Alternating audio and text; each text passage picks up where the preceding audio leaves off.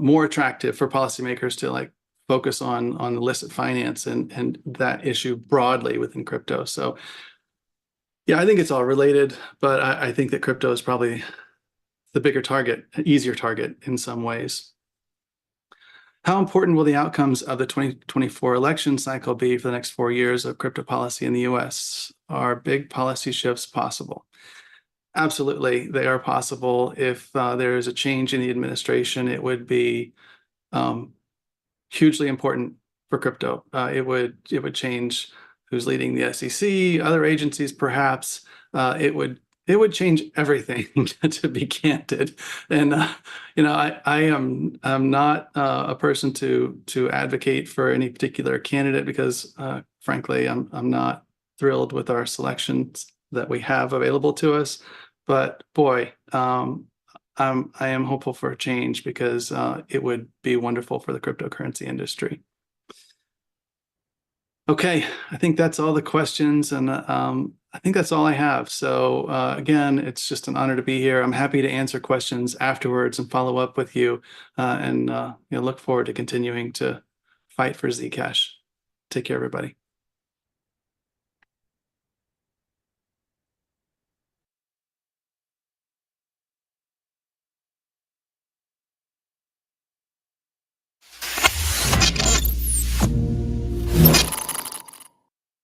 What's up, everybody? Checking in from day 3 of ZconV with another episode of Zcon Sessions.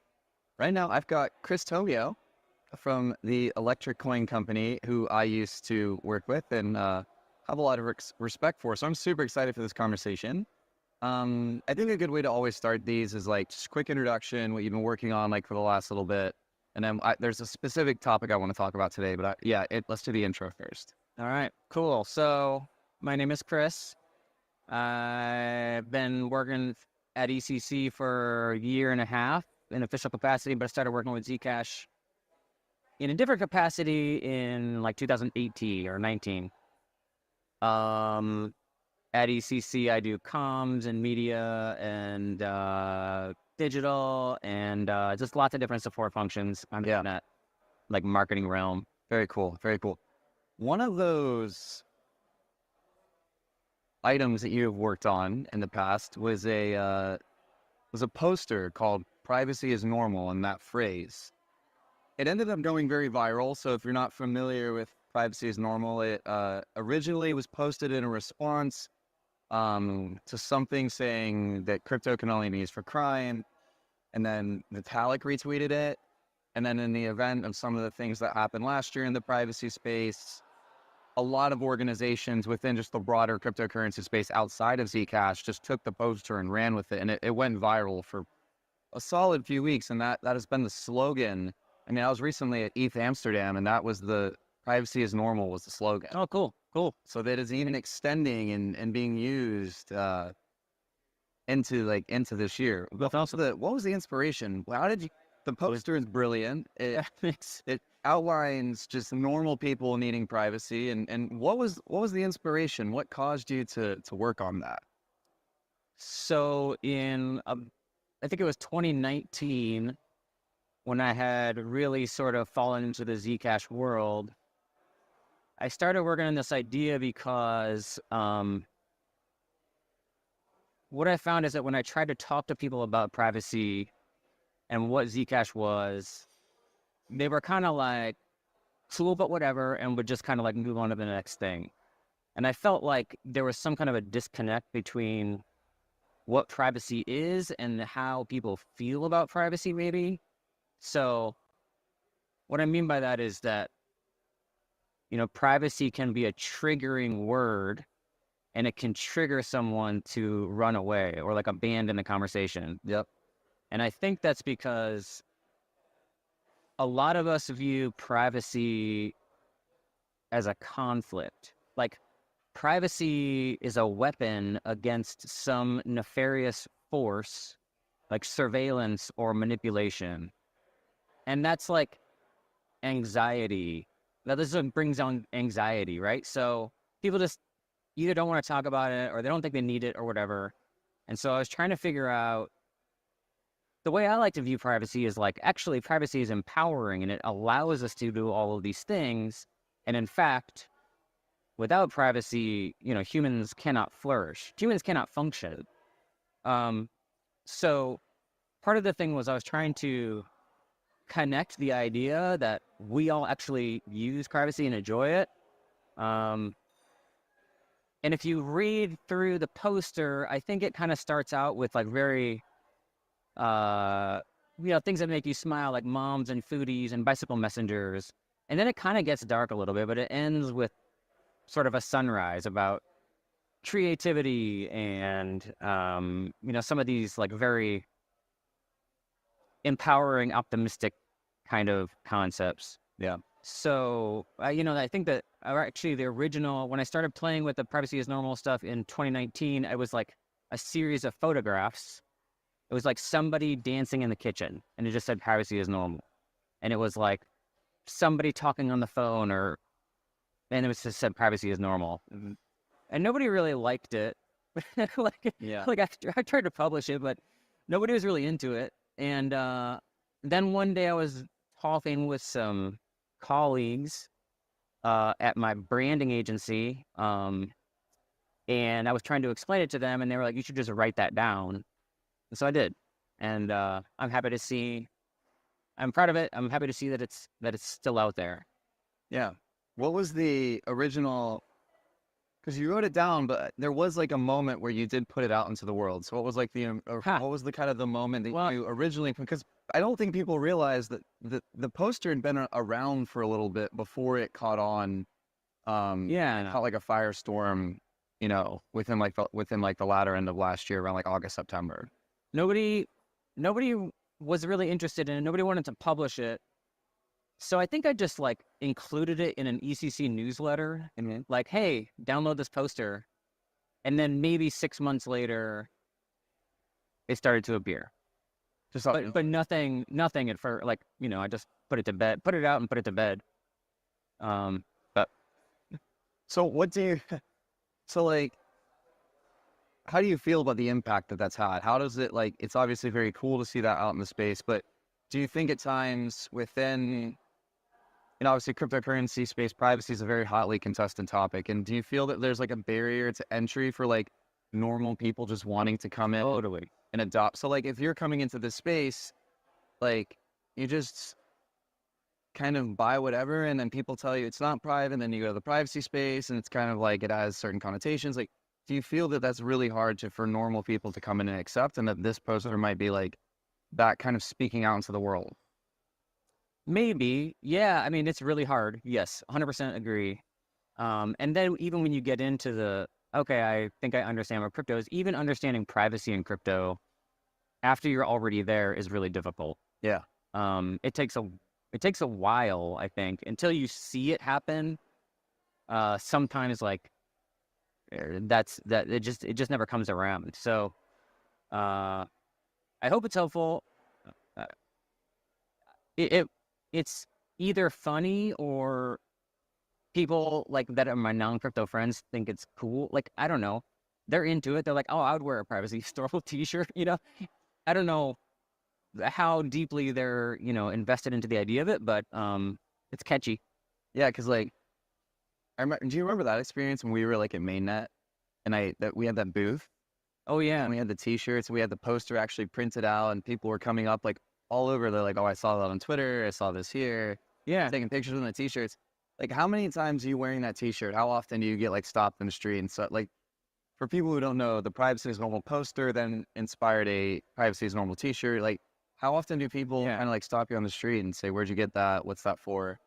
Not too often. People, aren't that friendly and extroverted usually, but it's like when I wear it to, somebody I know is like, oh, that is cool. Yeah. What is that? Or if I'm in a conference, like, not like this because everybody's here knows privacy is normal, but at Mainnet or something like that, they're like, that is awesome. I need that. Where'd you get it? Yeah. So that's pretty cool. It's really funny because my girlfriend she's kind of like, she came to watch one of my talks. So she was like hovering around the conference area, and she was wearing the t-shirt. Yeah. And someone who I think is from one of the organizations at the event and works in the space went up to her, was like, oh my gosh, like, where do you get this t-shirt? Like, what does this mean? Like, what is this all about? And her obviously being not involved in the space and not like getting, not really studying it too much, just kind of was like hands up. I have no idea, but it's even extending past like our friends and our families are now wearing it and they're repping it. Yeah. And it's getting that message out there.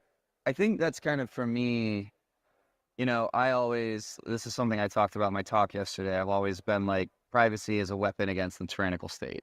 Yeah, I've always, and we work together. You're like that conflict guy. You're like you're conflict. You're dark cloud. I'm sunshine. I know, exactly. So I think it's like those messages are important, right? Like, and you need to kind of have that, I think, within these ecosystems and kind of maybe have that mentality at times. And I'm drawn to that personally. Yeah. But that doesn't scale, right? So I think scaling the adoption of Zcash and these types of things, I think those narratives are particularly important that we can attach to the brand and also to the protocol and the currency that we're using. Like, we shouldn't be using things that are leaking all this information and potentially putting us at risk. Yeah. What do you think is... What do you think we could then use with these narratives, like when we're trying to drive more user adoption? What would from your position and your experience, what would your advice be to this conference has been very community centric. What would be some advice or some thoughts you have to the community builders out there who are trying to craft narratives and drive adoption and not convince people, show people information about this stuff? What would you be advice to those community builders? There's lots of approaches that work and don't work. I mean, I think that different communities respond differently to different tactics, I guess.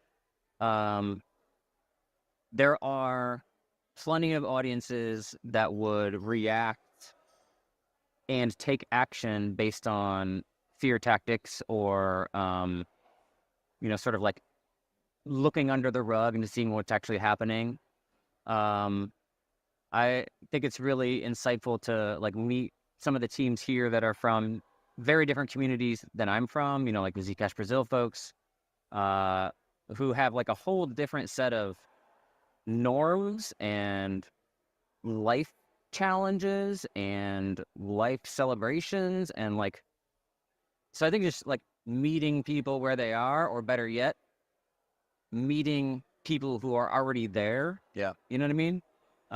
It's harder for one of us to go into a community like in Zcash Brazil and make an impact. It's much easier for us to help them help their own community. Yeah. So maybe it's like that, let me help you help them kind of thing. It's all just like empowering, working with these groups and providing support mechanisms and making sure that they have finding the seeds that have already been planted and helping to nurture those seeds to grow the forest. It's very like the privacy is normal stuff. Even today, like the conference I went to was like 2-3 months ago, right? It was very recent, and that's still being used. So like, I will say this, however, when I walked into ZCon and I sat down for the first session at my table, there was like all these little pieces of feedback that people had submitted over the thing. Yeah. And the one that I read was like, stop using privacy as normal. It's overdone. Well, that's okay. Like, I mean, I think that's okay, but I think the cool thing about it is I don't even know if we're the ones at this point kind of driving that. I think it's just more of a community thing. I think everyone in the space, from people on the regulatory side who are defending the right to privacy and private transactions and anonymous speech, and then obviously us on like, you know, the community building and comm side and engineers, everyone's using it now. And it's kind of like, it's out in the wild, it's there. It's never going to stop. So it's awesome. I hope it's used 10 years from now. And when I'm a very old man and I can look back and say, truly it is normal. Yeah. I would not be surprised if that was the case. Chris, thank you so much for the time. Thank you so much for all your contributions to the space. And yeah, you've made a everlasting impact. So awesome. Thanks for telling the story, and thanks for the time today. Of course. Thanks, man. Cheers.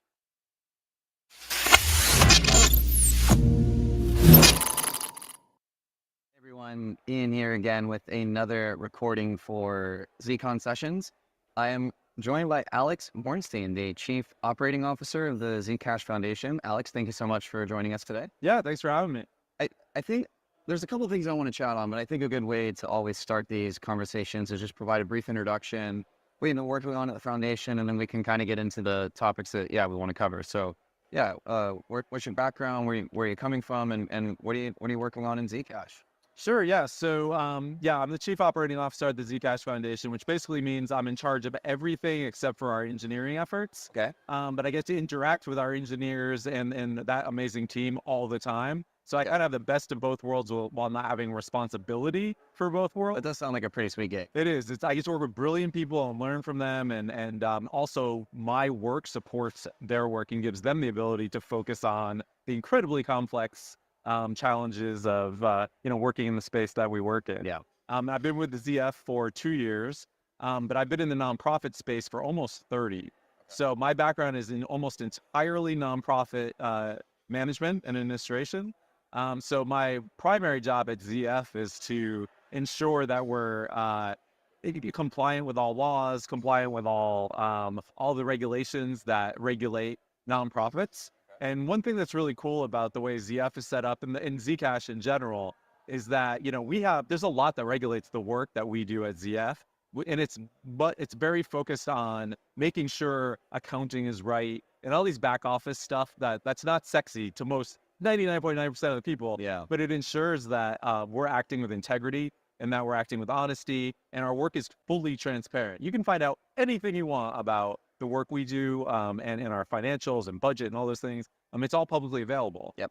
Which I'm really proud of. I think that's really neat, and it's really fairly rare in the crypto space in general. Yeah, and I think that level of transparency is super important because obviously we're working within an ecosystem and we're working within a community, and we're here to support them as well. And having that type of accountability, transparency, and accountability is super important. Well, and obviously we believe in privacy. Obviously. But I think the organizations that support the ecosystem need to be transparent. They need to show users and show the community that we're working on their behalf to make things, to always be iterating and making things better and better. 100%, totally agree with that.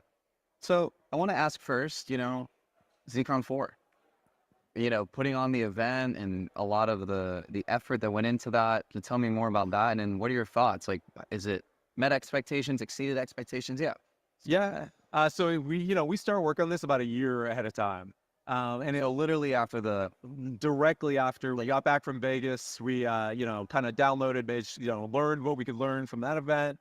And then we really get started right away on identifying venues, trying to figure out what the theme's going to be, all those things. And it's a tiny team. It's really 4 or 5 of us that do all of this work. Yeah. And so it makes for a very tight-knit, solid team for sure. Probably a lot of fun to work in. A huge amount of fun. It's a lot of blood, sweat, and tears, to use a well-worn cliche. Yep. True. A lot of tears. It can get very frustrating. However, we very quickly honed in on Barcelona. We heard from people. So many people have this is a bucket list place for people to go. Yeah, for me as well. And so many people had not been here. So really cool to be able to bring that to people and give them the opportunity to come.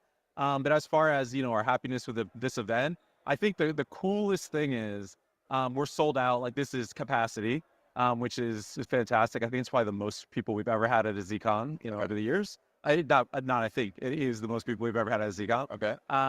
And the quality and interest level and passion of the people that are here is amazing. And this is far and away the most diverse ZCon we've ever had. So we have people that you've spoken to so many people I know, the Brazilian contingent, all the different groups that are represented here are extraordinary, not just represented as participants, but we made a conscious effort to ensure that grantees, community members, community groups were reflected in the panels themselves. So, hopefully people are watching they'll watch the live stream or we'll be watching the recorded events. And I hope that, wherever you are in the world, you're going to see some reflection of your geographic location. Yeah, I think that's been super cool because, obviously I went to the last Econ, which was equally as amazing. Thanks. But I think that this event in particular has been really cool for me as someone who doesn't particularly always work on the technical side and engage with those communities. I have before and worked on arbors calls, things of that nature, but it's not necessarily my lane. So to see the community and those projects and those groups be really represented at this econ, for me, it's been a highlight. I've been super excited. I've done a few of the interrupting while they're speaking claps to like give them a little bit of love while they're on stage. So I'm really enjoying that. There was a big announcement. I think it was 2 days ago on the first day. My days are getting mixed up. It's been a long week. Yeah. That the Zcash Foundation is creating or incubating a new nonprofit based in the Cayman Islands. Yeah. Given everything that's happening in the United States, Zcash itself is the institutions that are a part of Zcash are very U.S. focused and U.S. based. And that there are risks associated with that. We all are committed to decentralization, which also means geographic and jurisdictional decentralization. So quite some time ago, we began looking at a variety of jurisdictions. I think we looked at a total of 14 international jurisdictions to see where would best fit where Zcash is today and where we want to go for tomorrow. As you can imagine, there's a huge amount of legal, financial risk, all sorts of different assessments that, Sure. If you could see my spreadsheet, It's quite intense. it's quite intense. It overwhelms even me, and I'm the one that put it together. The point is that Cayman Islands for us was the right choice. It is a standalone organization. It is not an extension of the Zcash Foundation. But what it does do is give us flexibility. It allows us to eventually what it will be is a donor grantee relationship. And so what we hope to use this entity for is further expanding the work of Voices, which we did this year, first off in Brazil, and we hope to do hopefully next in Africa very shortly. Okay. And Zcons that are outside of the United States help fund those efforts as well. And then we'll see what else. And if there becomes a terminal threat to Zcash in the United States, it gives us an option to move operations to this other entity. So it's still flexible. We still haven't fully decided how it's going to work and what it's going to be used for. And ultimately, it will be up to the board of directors of that entity to make that decision. But incubating is kind of one way to put it. Okay. That we're creating this infrastructure. We've taken on the burden of figuring out the where and the how, and then making it happen. But eventually, it will turn into something bigger than even I could explain to you today. Like the goal is for it at some point to take on a life of its own. Okay. Because that's going to help the ecosystem. And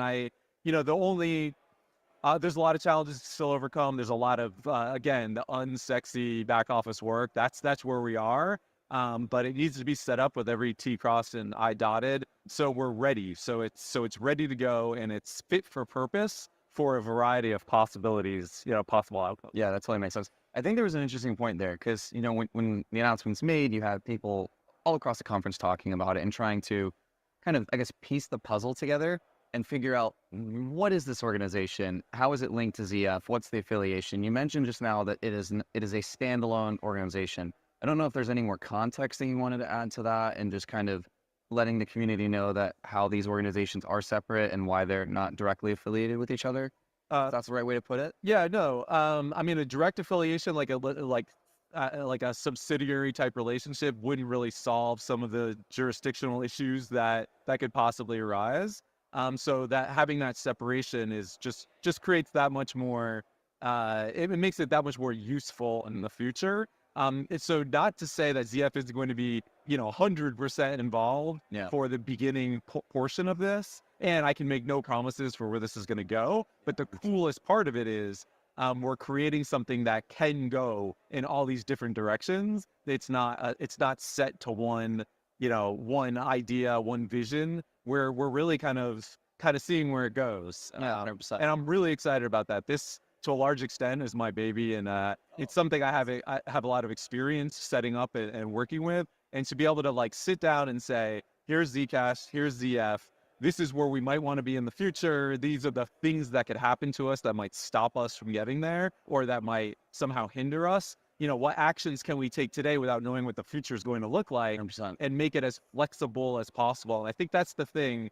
There are so many we could name a bunch of jurisdictions right this second. Yeah. The coolest part about the way we're setting this up in Cayman is it is flexible, and it does give us options for really kind of, morphing this into something else if a need arises. It's also possible we just kind of set this up and we put a bunch of effort into it, and it just kind of sits quietly for some time, and then all of a sudden it's needed and it's ready, because this is not an overnight process, as you could well imagine. Yeah, I definitely imagine. Yeah, it is a long, arduous process, even in a jurisdiction like Cayman that isn't known for that type of lift, that type of heavy lift. Yeah, no, 100%. What's the best way for community members to potentially follow along with this development, and what are the best resources they could go to? Maybe social media or newsletters, etc. Where's the best kind of medium for them to engage with them? We'll be sharing information through all the normal, ways we share information through Twitter and newsletter and those things. What I would ask is that everybody be patient, not jump to conclusions or or come up with various theories. I can tell you right now that it is a very open future, and I can't say it enough. The goal is to create something that is ready. It's like it's a way to be flexible in the face of uncertainty. That's the way to say it. It's trying to be flexible in the face of uncertainty and not knowing what future threats could look like either. And of course, this will not address every eventuality, but it's going to address quite a few of them. Yeah, and that's what we're shooting for. 100%. Because of the importance of this topic, this is a question I usually ask in more longer form interviews, but I want to ask before we maybe have some parting thoughts. Was there anything that you wanted me to ask you that I didn't ask you? No.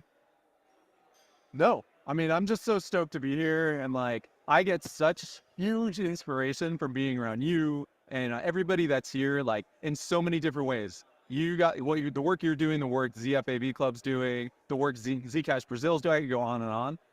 It just makes the long hours, it makes this arduous travel, it makes being away from family, it makes all those things worth it. Yeah. And it makes me kind of wake up every morning and say, what can I do to improve the Zcash ecosystem today? And I know I'm not alone in that.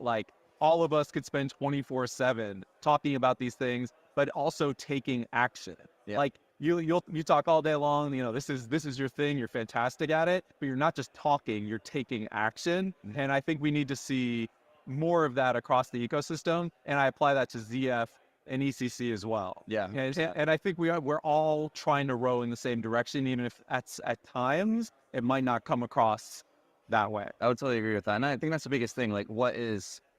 For me this weekend, it's all been about what are the next steps? What can we do? And I feel like a lot of the panels and discussions I've listened to, it's let's get into the forums, let's get into the various communication channels that we have, and let's create proposals, and let's start discussions, and let's potentially have debates and some potential well-intentioned conflict as well, because this is a crucial point of the time in the ecosystem. And yeah, we need to be collaborative and work through all these different design choices. So yeah. And to make Zcon worth it, there has to be action that comes out of it. And I think we're already seeing action. I've seen, discussions on Sunday have turned into action today.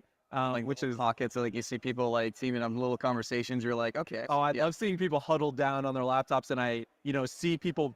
There was actually two people I saw earlier today who I know made a connection on Sunday, because I saw the connection be made, and they're huddled down in the foyer right now, clicking away, talking to each other. That's awesome. Clearly working on something. That's very That's fantastic. Awesome. Well, again, thank you so much for your work. Yeah, thank you for the Zcash ecosystem, putting on this event, and obviously the new work with this new foundation based in the Cayman Islands. Thank you so much for the time today. Anytime. Yeah, thanks for everything you do. Cool.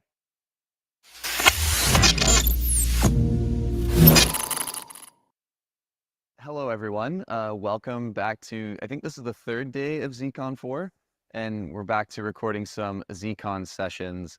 Really excited to have Jason McGee with me to discuss just overall sentiment around the dev fund and just ask for your opinions. I think a good way to always start these conversations is to provide just a quick intro, some context, how you're feeling about the event, what your thoughts are. We want to start with that and then get into the dev fund. I feel like it would be a good way to kick this off. Sure. Yeah, so Jason McGee, I'm a member of the Zcash Community Grants Committee. I recently started a new organization called Shielded Labs, which is based in Switzerland. And yeah, I consider myself like an active community member. I've worked on different governance initiatives, and I do things like host Twitter Spaces events, and just really like to be involved in Zcash. As far as the event's concerned, like I think this has been a great 3 days so far. What I've really liked about it is seeing the way that as a member of ZCG, it's nice to see how all the grantees, the grant recipients, have been incorporated into the talks. We saw a lot with the ambassadors, panels and discussions. We saw like ZGO and UniFFI and the Equilibrium team, and I just think it's it's been a very good 3 days. Yeah, I feel like this year compared to maybe last year, there's been a lot more focus on like the community-centric programs, Yes, people that are like kind of going out into the world and actively trying to drive adoption to the technology and its various applications. What do you think of kind of the overall? Obviously, ZCG has a very big hand and very big influence on like creating all these programs and help funding them. Yeah. What's your overall thoughts on, the success of the Global Ambassador Program? What are some of your highlights over the last little bit of that being implemented? Yeah, what are your thoughts there? Yeah, I think so. I love the Global Ambassador Program. And I think when we first started it back in February 2022, we didn't really envision it turning out as it did. Like we expanded it up to 11 ambassadors. I think we've had 14 countries represented. And I think the diversity of the events that occur are really interesting to see. We try to give the ambassadors a creative freedom to do whatever they see fit for their community. And wow, like seeing the Brazil team doing what they're doing and spinning off into another grant was very inspiring. I got to give a shout out to Yodatar, who sort of manages the ambassadors and helps them come up with ideas and like assesses their monthly reports and gives them tips on how to improve and what's good and so on and so forth. But I think it's good to see like the passion that they approach it with and the communities that they're building. Yeah, 100%. Yeah, and I think if you compare it to 2 years ago, you see a dramatic difference. You see the impact that it's had, and that's what's most rewarding, I think. Yeah, and for me, just kind of looking outside, looking in at times, I feel like the biggest impact potentially has been the ambassador's ability to have other people come in and also contribute and be a part of the Zcash community and work towards things that are advancing the ecosystem, the protocol, and potentially the mission. Yeah. I think that's been really interesting. So I'm super excited to, like I've talked about this weekend, how we can potentially advance those models and think of different ways to fund them and coordinate with them. What is your thoughts? You were on the panel on the first day with regards to the future of Zcash, decentralization, and funding. Yeah. I think a good way we could shift the conversation right now is to what is your thoughts around the past rendition of the dev fund? What are some areas do you think it could improve, and what would you like to see? Well, first, do you support a future dev fund? So what are your thoughts on the past dev fund? Yeah. And do you support a future one? My thoughts on the past dev fund is I think it was a good model. I wish it would have been a little bit more thought out. Like I have been concerned and vocal about there being too much U.S. centrism within the current organizations, and that being a huge risk. And yeah, I think that could have been thought through better. But now we have the opportunity to, address that concern. And what I am most optimistic about is going into this. Like, if you would have asked me a few months ago, I would have thought that decentralizing the dev fund and actually adding geographic diversity would be contentious. And it's clear that it's actually not. Like, it's clear that, there's significant support behind these initiatives. So,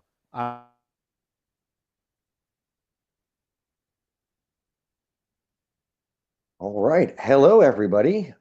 This is Kurt Opsahl. I'm very glad to be back at ZCon virtual this time. So I miss having you around all in person, but I'm excited to be here and talk to you a little bit about policy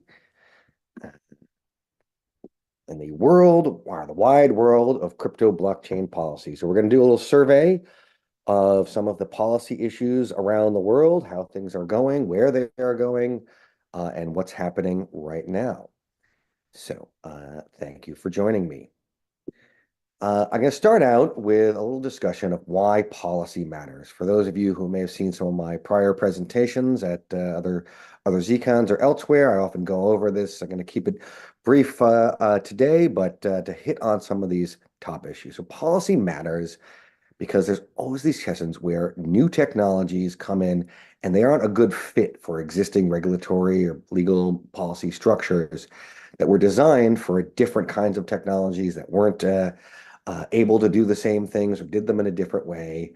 And this creates a lot of uncertainty and risk. Sometimes it makes it more challenging for innovators. Sometimes it makes it more opportunistic for. But one of the reasons we get concerned is things like fundamental rights can get threatened. And then there's the big question, who will be able to take advantage of the new technologies? Will it be authorities? Will it be individuals? Will it be corporations? Like as technologies come in, they disrupt things, and there is a question of how that is going to end up. So as I said several times before, and we're saying again, that you need a systemic approach.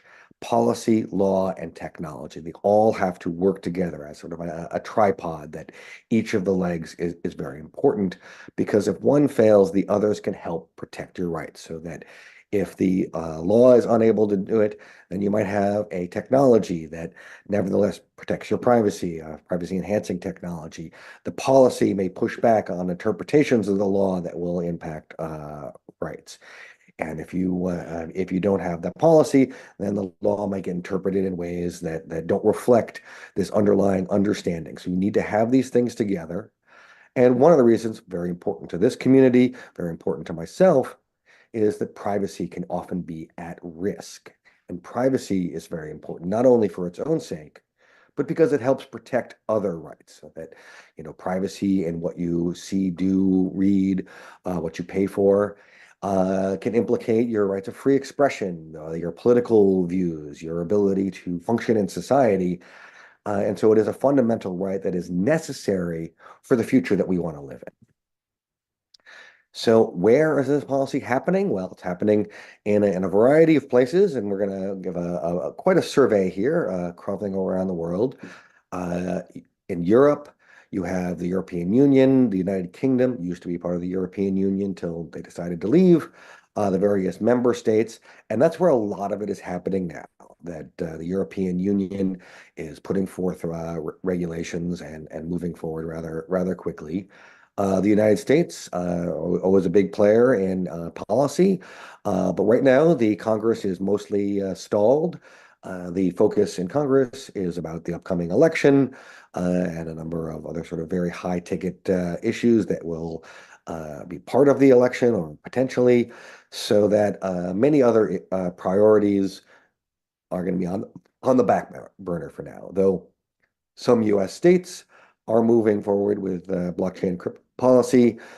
So a long time ago, New York came out with its BIT license as sort of the first mover there. A number of other states have developed similar rules. In China, there is some developments there, a difference, and we'll go into this a bit more, between mainland and Hong Kong. And they are creating Hong Kong as a bit of an experiment in how crypto and blockchain might work in China. And of course, throughout the rest of the world, there are other places where policy is happening in individual countries. United Nations can be a convening force for international treaties, which after they get approved, will then be reflected in the laws of individual countries. And how is policy decided? Well, top level, as I say, there's the international organizations, multinational bodies. Right now, it's primarily for the international bodies, the European Union, as it trying to create directives, regulations. And just to give you a sense of how that works, the European Union often decides at a very top level what a policy might be, so a directive, and then there are implementing regulations, and also each country that is part of the European Union has some ability to implement it in ways that fit within their particular structures. So it is a top-level guidance is most often. And this is also similar to other international multinational bodies. Again, like we mentioned, the United Nations, we'll go into a little bit more later, but it can convene things. So the United Nations doesn't have all that much sort of direct things, but individual members come together through the United Nations and try to create international treaties. Then you have regulators, the executive agencies, ministries, ones who may be empowered by laws, but then have an obligation to create regulations that implement those laws. And it is, as we said, oftentimes existing law is not a good fit for new technologies and doesn't come to an easy solution for where they fit in and how they fit in. And sometimes that is coming out through the force of these regulations. And for in a crypto blockchain, one of the primary areas where that is coming in is agencies, ministries, and such who regulate securities or commodities. And so many of you are, I'm sure, familiar. There is some question and debate of whether it is best to characterize various aspects of crypto and blockchain as a commodity, as a security, as something else entirely not part of those systems. And sometimes that comes out through these regulators. And then legislatures. Legislatures are the ones who are empowered to change the laws that can be the source of the authority by a regulator, or they might be empowered to, if there's an international treaty, a multinational organization, to be implementing that. So they will either be creating or amending laws that will have an effect on crypto blockchain policy issues. And then finally, courts. Courts will interpret these laws and regulations as they apply to the new technologies. So in the European Union, the primary mechanism that has been passed and is now in process is their Markets in Crypto Assets Regulation, or MiCA, and is creating a market structure for digital assets in the European Union, which will exist alongside existing law. It is not a replacement for example, securities law, but as a new regulation that comes on top of that. And so right now, it is in the process of developing the implementing regulations. So they had the third and final consultation was just completed last week, where they sought comments and opinions for their drafts and their ideas, and that's some questions that people could write responses, and we are awaiting the resulting regulations. And then one thing which, of course, is going to be of great interest to this community is how privacy coins are treated there. And where MiCA comes out, and we'll see how things come in the implementing regulations, how to do this, but how MiCA comes out is it requires the trading platform to be able to identify the people who are doing it. So if there is a crypto assets that have inbuilt anonymization functions, that's their way of sort of capturing the idea of a privacy coin. And they want to be able to identify the holders and their transaction histories on the platform. The European Union also is doing a lot of policy in the world of anti-money laundering. Anti-money laundering is an attempt to put rules and regulations that would allow either the prevention or identification of people who are engaged in money laundering. And so they have come out with some new anti-money laundering measures, increasing the due diligence and asking for checks on what the customers' identities are, and putting these obligations on, well, the obligated entities. So one of the things that I would like to address here is because something went viral for a little while.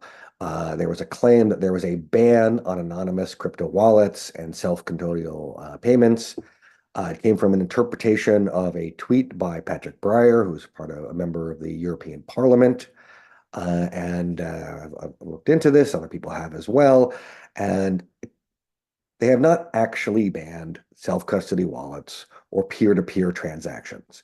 However, as we were just discussing with Mika, they are trying to inquire know your customer rules for custodial businesses, which then cannot provide services to anonymous users. In the United States, in Congress, the most prominent bill is FIT21, which is another market structure bill, so in the same vein as the MiCA. But there are many, many other bills that have been proposed, discussed. It's fairly easy to propose a bill, and it is much harder to get a bill to move forward, go through a committee, get to the floor, become law. But FIT21 is the most prominent. We'll discuss that a little more in a second. And then in the US, a lot of the work being done right now is through executive agencies like the Securities and Exchange Commissions, the Commodities Future Trading Commission, and the Department of Commerce. And of course, I should also mention here in the DOJ, because that brings us to our next which is courts. There is some regulation by enforcement. So one of the complaints that you may have heard is how policy is done through enforcement is rather than provide clear rules that someone could determine if they can or how to comply with and be able to have that regulatory certainty of what they're doing is lawful. There are instead choosing certain entities to enforce against and having that these questions of law, questions of regulatory policy and interpretation happen in the court system. I'd say that most likely in the near future, a lot of the important policy decisions for crypto and blockchain in the United States will be happening through some of these court cases. So the FIT21, it is an acronym, as Congress really loves to have acronyms that spell things out. Financial Innovation and Technology for the 21st Century Act. And this is something that is designed to create a new structure. So it's like neither fish nor fowl is a new thing, a digital commodity, and to provide a structure by which those commodities could have that some regulatory certainty. It may not be perfect, but it's a big step in providing that some clarity. And why I say it's the most prominent one is because it has passed some committees. It could be put to the floor, but has not yet been put to the floor. And as I say, Congress has many other things going on right now, so it may not happen anytime particularly soon. And then on the executive side, one of the more interesting ones lately was a NPRM. That's a Notice of Proposed Rulemaking from the Department of Commerce, and is on cloud computing. This is an attempt to get more information about how foreign users are using cloud services. It is very focused on artificial intelligence, large language models, and whether non-US persons are going and using US cloud infrastructure to do that, to find out who they are, and in the case of AI, also about some of the things that they might be doing with AI. And this is sort of an example of how some of the regulatory rulemaking processes work. Executive agencies will put out a notice of a proposed rule, give an opportunity for comment. That comment period also ended a little over a week ago, and allows people to say, well, there are these concerns here, what are things, and then the department is required to review all the comments and then respond to them. And then also sort of notably in the United States, there is anti-money laundering. Department of Treasury. The Department of Treasury has a wish list seeking industry help to stop illicit finance. And of course, I understand where they're coming from wanting to stop illicit finance. And at one level, appreciate they are saying, the industry can work to do this in a way that is not going to necessarily be regulation by enforcement. But a lot of it is saying, just solve it so that people can have privacy, people can do the things they want, they can have innovation, but you also are stopping all of the illicit finance. And this is sort of saying you have to nerd harder to figure out how to solve and balance all these things. In China, there's an interesting contrast between the mainland and Hong Kong. Though in the mainland, there is somewhat of a tough environment for cryptocurrencies, but it is not bad. And notably, about over the course of a year ago, $80 billion in transactions. So it is going, and certainly the government is aware of amount of transactions of that size. So there has been some crackdowns on mining and some exchanges. There's a lot of concern about foreign currency, taking local currency and converting it to foreign moving capital out of the country. But the regulations do not appear to restrict people from holding cryptocurrencies or peer-to-peer trading. But they have made a new sandbox in Hong Kong, a rule passed last year that would create an environment. Now, there are a couple of exchanges that have been licensed under this rule, allowing some exchanges. So it appears that what China is doing is using Hong Kong as sort of a separate administrated region to experiment with how it might go in creating a regulatory structure, and that may be a sign of what the future will be. So moving along, the United Nations, there's a cybercrime treaty. We've talked about this before. We've seen some of my old talks. The negotiations have been extended. There are still questions about the application of human rights and the scope of the treaty. I have a quote here from Russia, which is they just feel it's too much attention to human rights. And so this will be reconvened coming up in July, and it will likely have some anti-money laundering provisions, but we'll have to see what the next draft looks like. And then, of course, throughout the rest of the world, there are a wide range of things. This makes it complex for worldwide projects, which have multiple jurisdictions that they might be involved in, but it also allows people to have some variance and choose which countries that they're going to be involved in.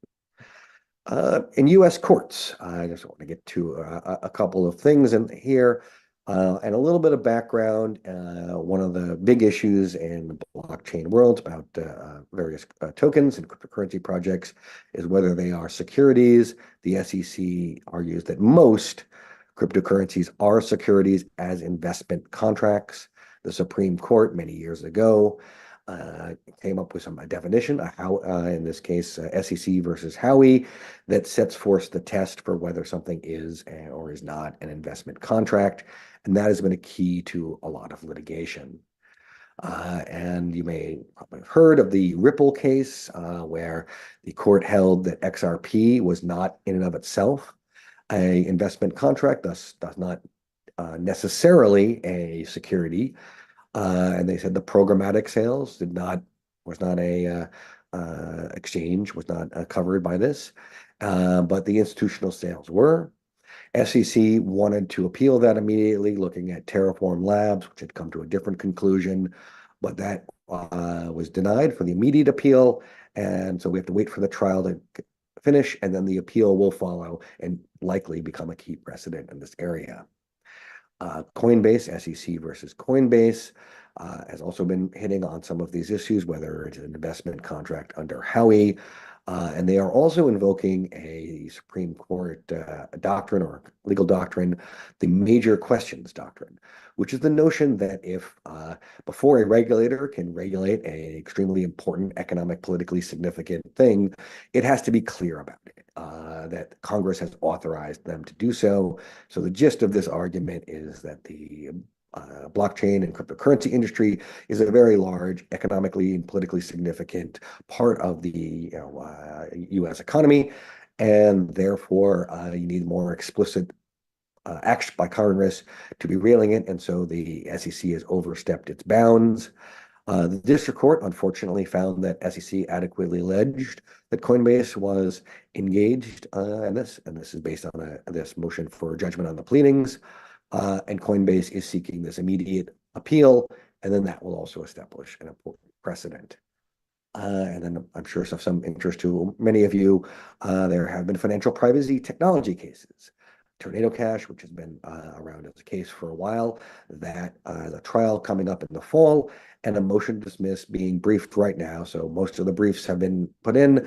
The developers made Tornado Cash. Their reply briefs will be due later this month. And a number of the organizations that work on blockchain crypto policy issues have filed amicus briefs to advise the courts of some of the issues being raised here. whether there was enough, what is the level of control over a smart contract which operates independently, lives on the blockchain, whether these were willful violations if somebody else was using it to do something bad, and hitting on a very important issue to me, open source tools and your right, speech right, your expression right to publish code and tools that other people can then download. And more recently, I saw the Samurai Wallet case, US v. Rodriguez. This has just started. There has been an indictment.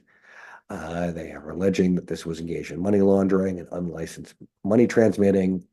And it does illustrate that there's been a more aggressive stance of the United States on financial privacy tools. So what's next? Well, I think around the world, there's been a growing recognition that existing policy frameworks, regulatory frameworks are not a good fit. And some policy frameworks are looking to solve for this. They're looking to solve for it in different ways. So some are trying to make regular frameworks that will allow for and promote innovation, will help protect rights, will do good things. Others are more willing to sacrifice those rights and innovation to achieve other policy objectives like national security, enhanced policing, more government controls. And then what can we do about it? Well, speak tech to power. That is, when you have an opportunity to do so, and organizations are also supporting this, help legislators, policymakers around the world understand what the technology is, because if they don't understand the technology, that is where you're most likely going to have troublesome regulations. Get informed, get involved. This is a participatory sport. If we are going to get the future that we want to have, it requires other people. It may be reaching out to your representatives, participating in comments, or even just telling people about these issues so that more people are understanding and aware of the policy issues at play. And you can also support organizations that are fighting for you. All right, well, that brings us almost to the end here, so I will open the floor to some questions.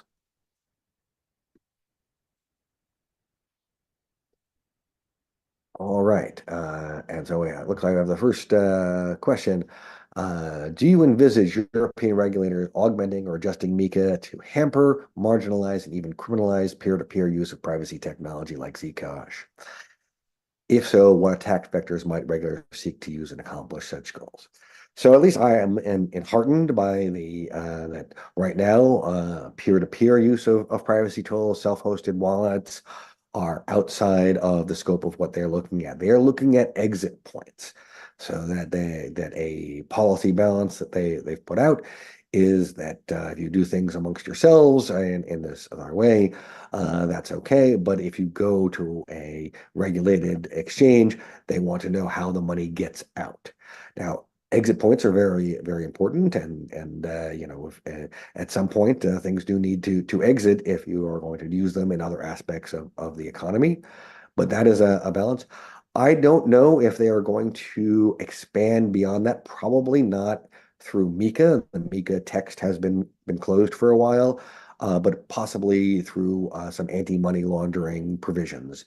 There's been a lot of pressure on anti-money laundering that have come from reports of funding going to Hamas in relation to the conflict in Israel, or going to Iran, going to Russia, and this has heightened the political pressure on anti-money.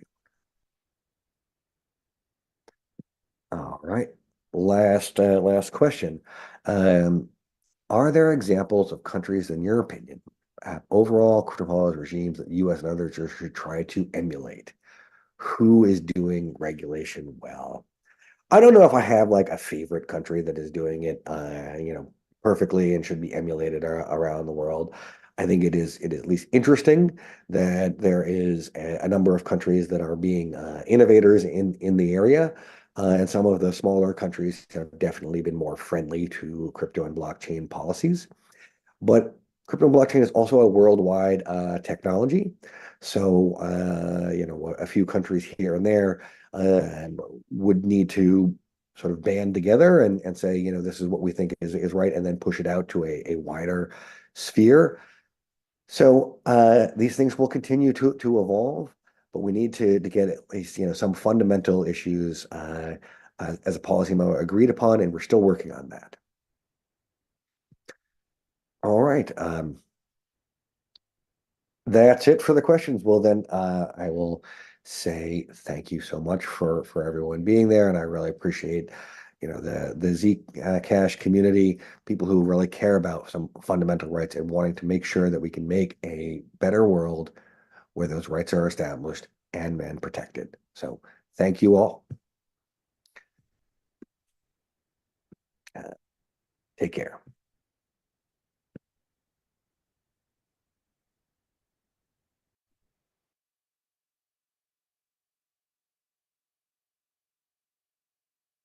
About geographic diversity and adding potential.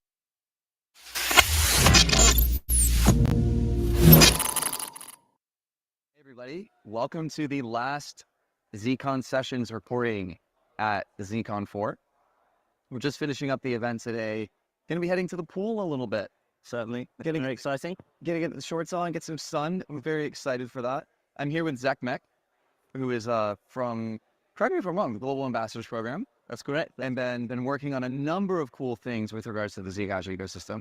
There's one thing in particular I want to talk with you about today. But first, why are you working on Zcash? What's your background? And yeah, what have been some of the things you've been recently working on that make you super excited? Okay, well, my background, originally I was an English teacher. I studied at the University of St Andrews. Actually, I'm from a family of English teachers, and I met my wife teaching English in a school in London. Okay. So that's the background. We've been we stopped teaching. We developed properties for a while, and we've been renovating properties, and we've ended up living in southwest France. Okay. I think I came across Zcash, and my name is Josh. Zcash Josh. Yeah, Zcash. There we go. I don't know. We got a nickname there. The beer. So I came across Zcash first, probably around about 2018. Okay. I'd already been pretty familiar with Bitcoin and with crypto since like maybe 2013, 14. And I came across Zuko talking about Zcash on YouTube, and was just, as soon as I heard about, I suppose everybody goes down the sort of same rabbit hole. You think that Bitcoin and crypto in general is preserving your privacy, and when you start to pull at the thread and discover that actually this can actually be a pretty dystopian future if you don't secure privacy at a more fundamental level, then it just becomes very, very clear that something has to be done. So that was how I came across it. But then, I don't know. I hadn't actually done anything other than just buying it and holding it myself. I'd been talking to my friends about it, but hadn't done anything about it until earlier this year. I sadly lost my father last year, and that was a bit difficult. But this year, I decided to get in touch with the Zcash Foundation, and I applied for the Global Ambassador Program, and I've met a lot of very nice people, and people who are like-minded, people who are interested in the same preserving the same principles that I'm very, very concerned with doing. My two children they're becoming, because we live in France, they're becoming Frencher and Frencher by the day, and especially the younger, my daughter, has essentially been in France for most of her life now.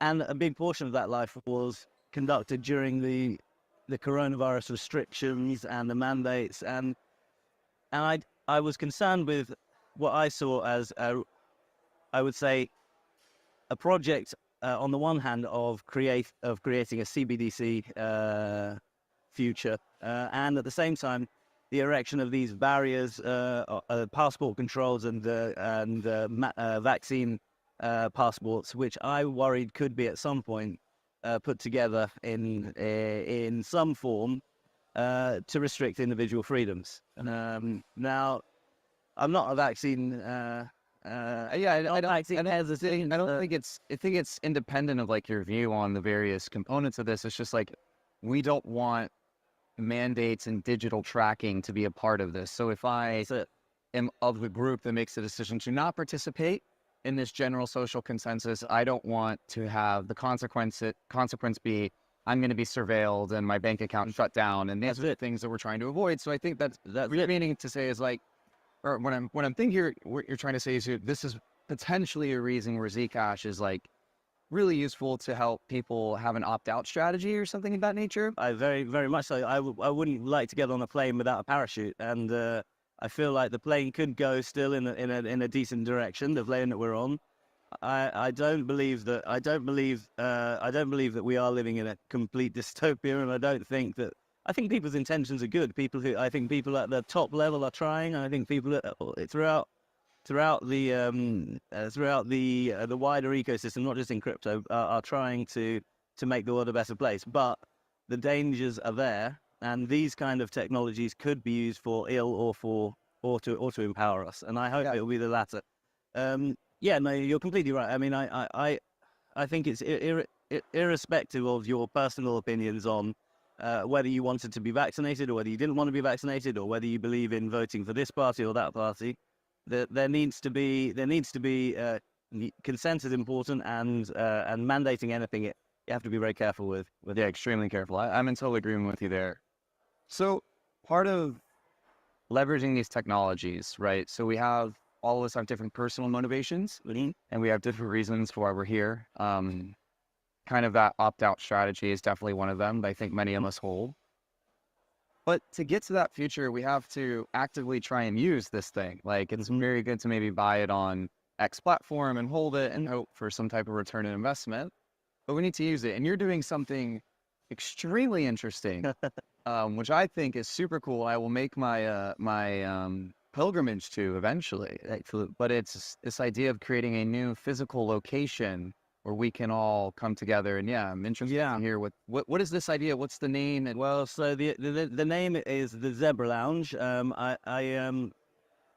Yeah, the idea has come about because as I say, my affiliation now with the Zcash community has been developed from, well, I've been in one part of the world and everyone else is in disparate locations, and we've been hitherto we've been communicating via Signal and various messaging apps, which has been great, and I've made new friends and colleagues in this way. But that's fantastic that we could do that, and it was for me it was eye-opening, being on the Discord channels, and I'm from the generation maybe before the ones that find this completely natural. Yeah, but it's been eye-opening to be able to be part of that remote wider community. But at the same time, coming to ZCon here reminds you that you can't replace face-to-face interaction. You can't eschew it completely. And I've been talking to various other community members like Ryan and yourself and other people, and it just, the idea of creating a venue where people could actually meet and share a meal, share a drink, but also to talk things over and to work and to socialize with like-minded individuals. So we've been working on the creation of we're converting the wine cellars in a property that we have in southwest France to something which will be called the Zebra Lounge. And the Zebra Lounge will be initially a place for hosting Zcash meetups and events, beer festivals, music festivals. We'll try to do 1 or 2 a month to start with. And ultimately, we want to create a club and venue which is very open and welcoming for all privacy-concerned citizens and people working on these kind of technology, which are very transformative and will create the rails for I think not a dystopian future, but a better future. Mm-hmm. But I think if we can meet together in person, it can help avoid schisms and acrimony within communities, which there happens. We don't want chain forks. We don't want, and these things can happen and have happened.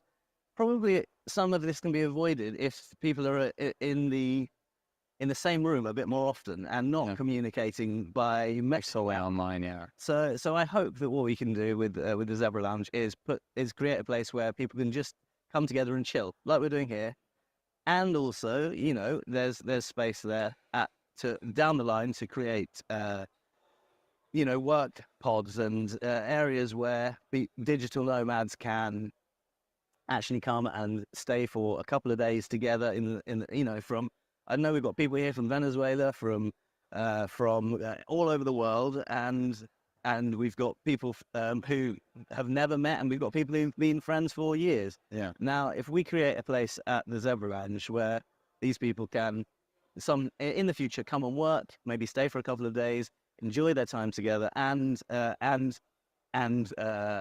do this on an ad hoc basis whenever is necessary as part of their communities and as part of their projects that they're working on. I think that we can empower, but maybe we can get where we're going quicker. Maybe we can. I think that's a really important thing, because some of my favorite places in the world are these environments where it's a place that's welcoming, and you go and it's just almost like any other kind of venue or restaurant or bar or co-working space, but that little bit of like the pictures on the wall kind of, for me, espousing like the ideas of like crypto anarchy and and kind of the environment of being able to pay with Bitcoin or Monero or Zcash. Like, these things are so cool, and they give me a little bit more, not motivation, but I don't know, hope for the future. And it motivates me to take steps into that direction as well. Well, This would be a place where people can use Zcash, right? And have it. I hope so. Well, I hope so. And I really enjoyed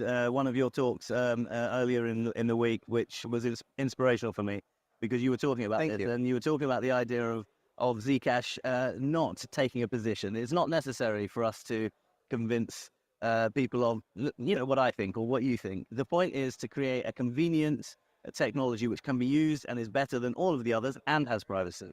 And I know that Zcash does that, and I know that ZSAs will do that, and I'll use them. I don't think I need to teach people or preach to people about it. I think the best thing is, like you say, creating venues and opportunities for people just to use it, where it's easier, it's seamless.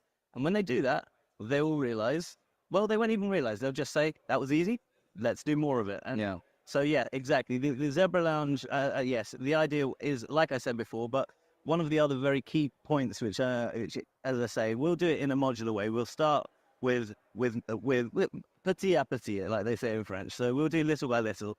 But I really would like to create essentially a pizza restaurant. This is a good idea. So okay, so I let's say the second step after the Zebra Lounge is going to be also food. Okay, in the Zebra Lounge, and people can pay for their pizza with Zcash, because I nearly said Zcash, but I've been learning it's not Zcash, it's Zcash. I think some people say Zcash. I prefer now Zcash. We were talking to someone last night who was saying it's almost like it's not the letter, it's the, I don't know, it's like a kind of, No, we'll debate that later. I don't know if I agree with that. Okay, Go ahead. So paying with pizza, paying for things in with Zcash, paying for pizza. paying for pizza in Zcash, and I like the idea of, so the ambassador, the global ambassador program pays a stipend to the ambassadors, and like this is obviously very helpful. It can help with the projects that you're working on to push Zcash awareness in your communities. But I think that a nice idea would be to let's say we have a pizza restaurant and it's powered by Zcash. If people in the local communities could buy a pizza which was subsidized by, effectively, instead of, like, let's say I'm the ambassador, I don't need the ambassador stipend. Instead, I distribute that stipend through the community.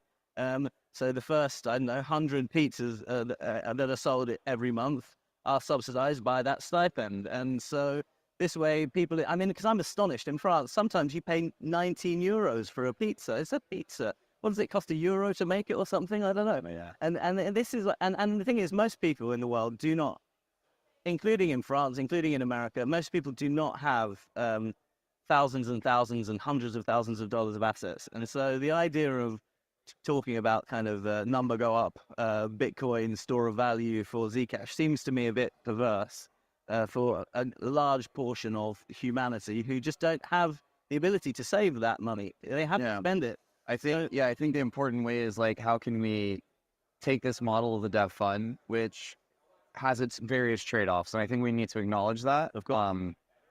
and giving it the ability to decentralize the earning of block rewards to give that opportunity to as many people as possible. Exactly. And then they'll go out and they'll go to these places like the Zebra Lounge, and then they'll purchase things, and that is stimulating an economy. Exactly. Using Zcash as the currency for medium of exchange. That like the model is like, we need more of these things so we can have the opportunity to not only just go out and use it, but to use it for things that are worthwhile and support the people that are creating worthwhile endeavors. That's how you build. Of course, that's it. Build these little economies outside of centralized banking and everything. I think so, and I think if you put money, if let's say, I mean, because it's complicated. I mean, I know to be part of the global ambassador program, I had to be KYC'd. Okay, Yeah. that's an issue. Okay, so I'm KYC'd now. Every person who comes to order a pizza or a beer doesn't want to be KYC'd in order to receive some portion of this dev fund in that way. Yeah, because if they need to get the money to buy, if there needs to be a way to get the money to pay for like the pizza, right? Yeah. So we can't have we can't have the entire model rely on that. distributed organizations. But on the other hand, what you can do is if the pizza's in it's going to be called Scudo Zebrato, so you can look at scudozebrato.com for this is, I like the Italian the zebra shield. I like this, it's our domain name for the Zebra Lounge. But ultimately, as the pizza thing is developed, I think it's nice to have an Italian Italian phrase. Yeah. But but if people come to Scudo Zebrato to buy a pizza and it costs let's say it costs instead of €12, it costs €6 because it's subsidized by this ambassador stipend. Okay. Then that puts more money in their pocket. They don't physically receive the Zcash, but so there's no need to KYC anyone. I mean, I'm not a lawyer, but I don't think that this is being distributed to them in this way. Okay. The stipend it still goes to the ambassador. The ambassador, it's the cost of producing the pizza, and effectively it subsidizes the cost of producing the pizza. So I believe that you could effectively you could effectively put more money back in the pockets of the local community in this way. Now that means that they maybe have, if they've spent €6 on the pizza, then they have €6 extra, and then they can buy some Zcash themselves through a KYC platform, which in their own time, in a safe environment where they don't need to rely on anything unfamiliar, they can just do it in their own time. Or they can buy some from, it doesn't matter how. But yeah, so I think this is quite a good idea because it solves half of the chicken and the egg problem of, we obviously need places where you can pay with Zcash, but you need people to have it in the first place to pay with it. Yeah, I think another model is like looking at programs that are trying to distribute that access to not lower the barrier, but like create more opportunities for people to come in and earn Zcash directly from the block board. And I think if we kind of focus on that as well, we can actually solve the other side of that problem of getting people Zcash. So then you might have a model where people can come in with Zcash already in their pocket and they can help pay and start that economy there as well. Well, so I think it's like trying to figure out both sides of it is interesting, but yeah. Well, I have another again, it's sort of slightly, as I say, it will be step by step, but my idea for the next part is that the property we have is rather it needs to be used. There are spaces that need to be used, and there's work that needs to be done. So my idea is that we build first the Zebra Lounge, second the Scudo Zebrato pizzeria. Now these are places which local people and people from maybe wider area in the region would like to come and use, but like you say, they may not have Zcash. But let's say that you're an artisan, let's say that you're an electrician, or let's say that you're a builder, or you're a furniture designer, and you live here and you would like to pay with Zcash, but you don't have any. Well, a bit like the idea of, do you know the Workaway? Do you know Workaway? Have you heard of that scheme? It's a scheme where young people go, and let's say there's a farm and they need farm hands. They have to farm for a bit. Yeah, and it's like a symbiotic thing. It's like you give a day's labor and you get room and board in exchange. So I think that we could do something like this for artisans who don't have any Zcash but would like to earn some Zcash. And again, it won't on a retail level. You can't KYC every person that comes in. But if you meet a local artisan, they develop a friendship or a relationship with this person. And they would like symbiotic things like you give a day's labor and you get room and board in exchange.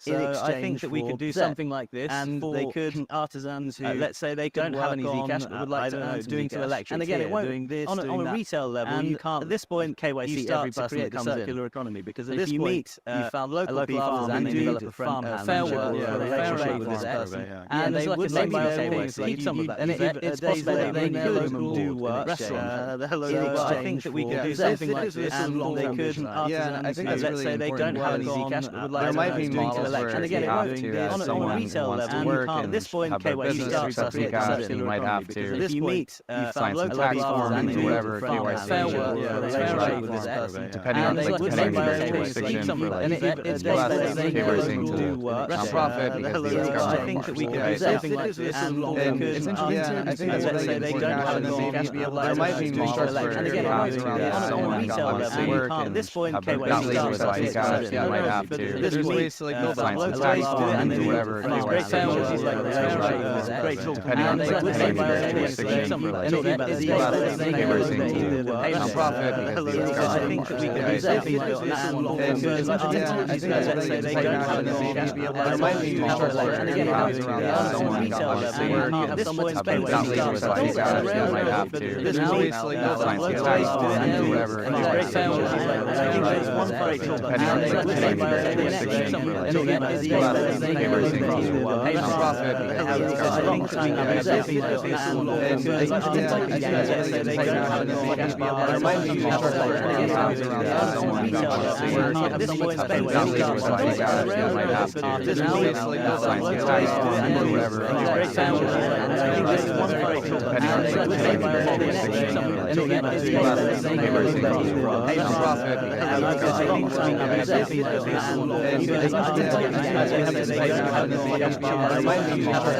farms, right?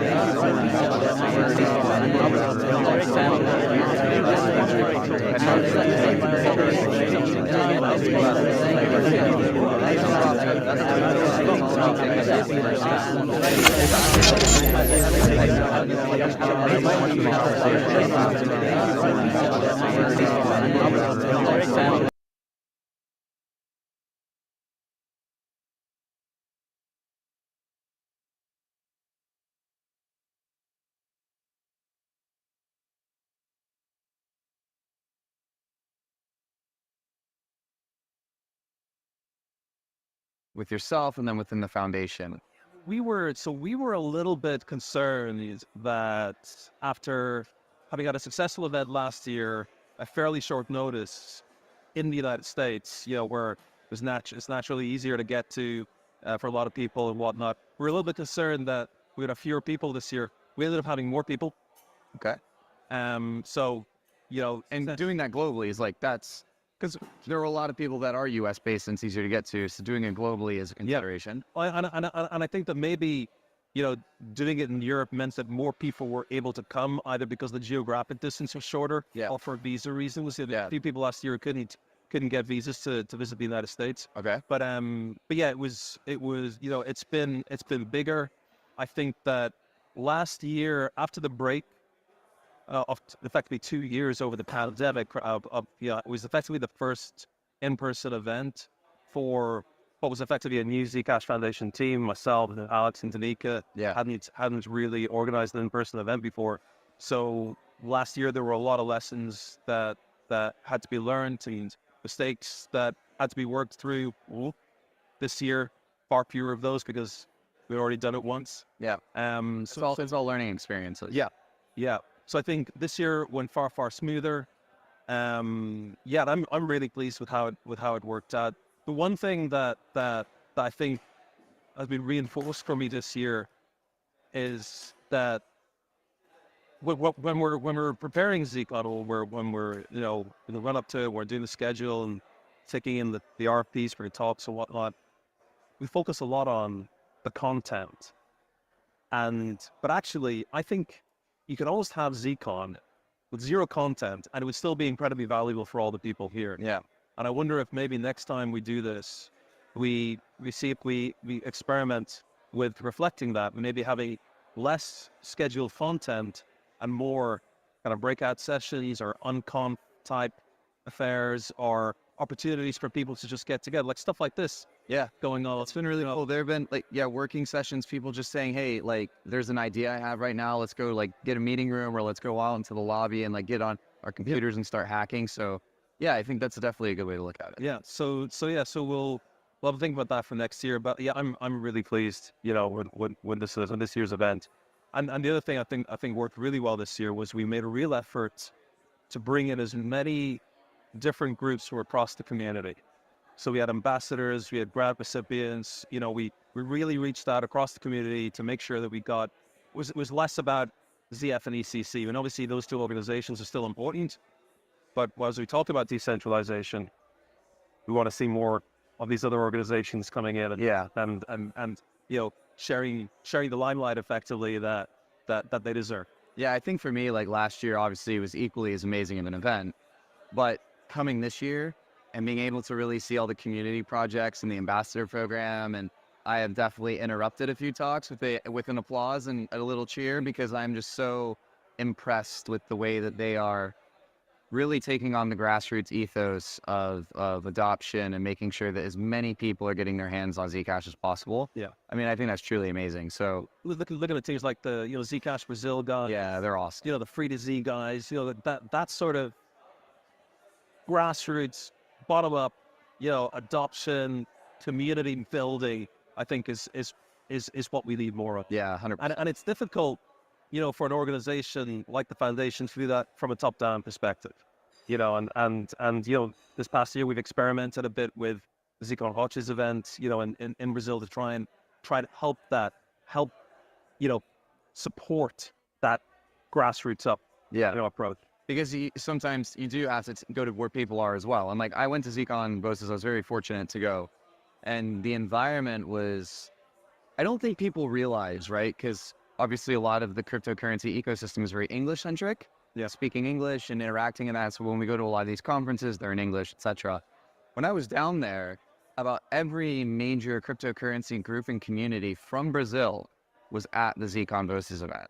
So even extending Zcash as a brand and as an ecosystem as a community into all of the other cryptocurrency communities that are speaking in another language was really important to see, because you saw the impact and the reach that Zcash was able to get through this event, and being able to interact with these communities and see how important Zcash Brazil is within the Brazilian community.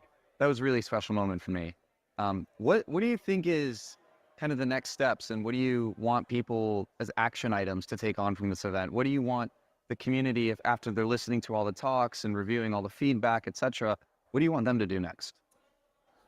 I think that some of the most exciting views and perspectives and as I said, we saw this year were from people who took it upon themselves to do stuff, to start stuff, And I feel like maybe this is selection bias of me being the target of a lot of this, but it feels sometimes there's a lot of people saying, "Oh, you should do this, you should do that. ZF should do this, ECC should do this, CCG should do this."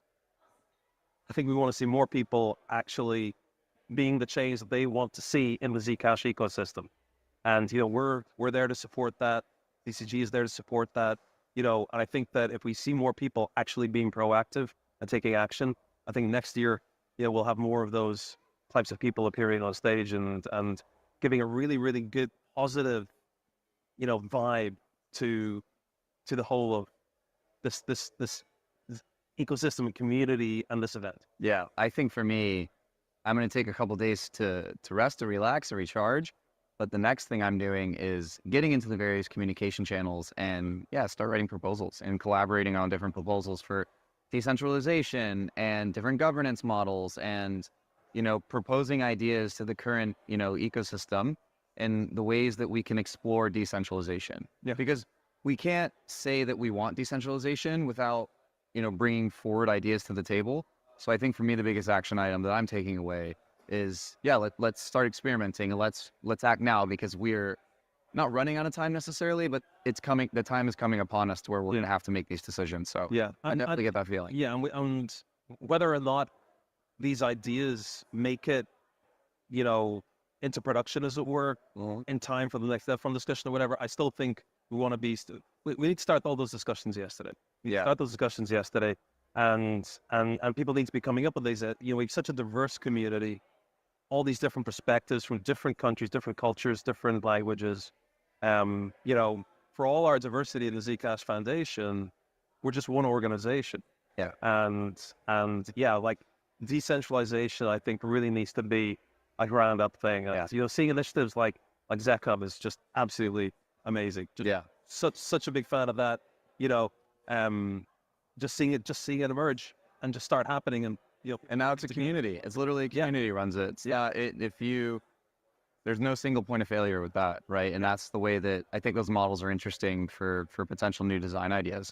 So we're wrapping up the conference. Everybody's packing up, and everyone's packing up. Or you can hear in the background is stuff being moved. Going We've to got ZK proof happening tomorrow. That's something else I think about this year, was that the Crypto Lounge experience and ZK proof kind of cast themselves to either end of Zcon. And I think that helped with the attendance, because I think people might have been reluctant to travel just for one event. Being able to come to all three events, they're like, oh yeah, let's go.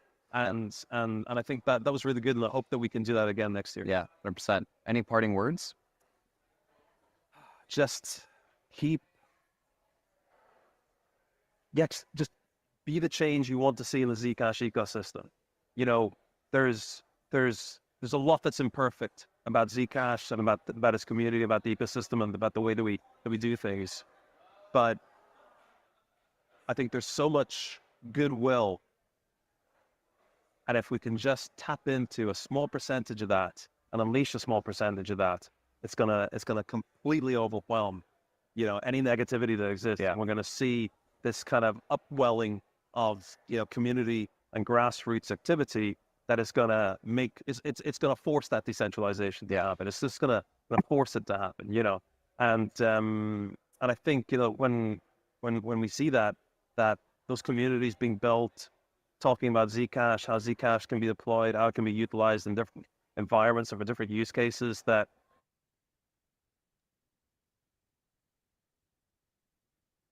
All right. Hi, everyone.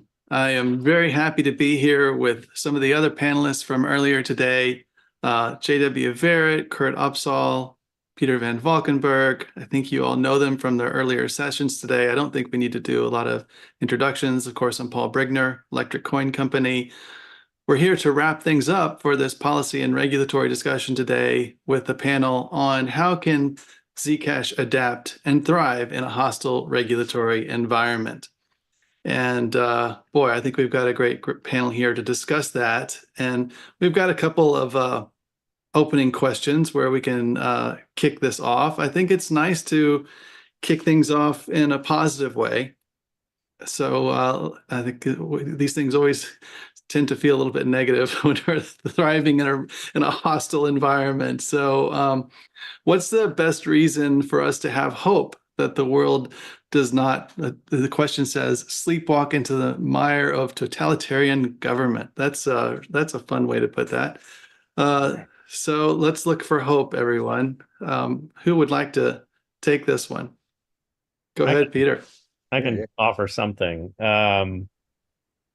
America, which sounds like a joke answer, given the news lately, the rather extraordinary aggression of both the SEC with respect to securities law enforcement and the DOJ now, which I think is actually scarier with respect to unlicensed money transmission enforcement. But I think that those overzealous prosecutions at some point are going to run hard up against the First Amendment. And this is not the case in a lot of other so-called open societies. And so if there's one of the many non-totalitarian open societies that I think is likely to, in the long run, vindicate the rights of people to build these tools and allow for their use, it's America, because we have this very strong legal reasoning tradition over these few words in the First Amendment that we don't abridge speech and the right to petition the government.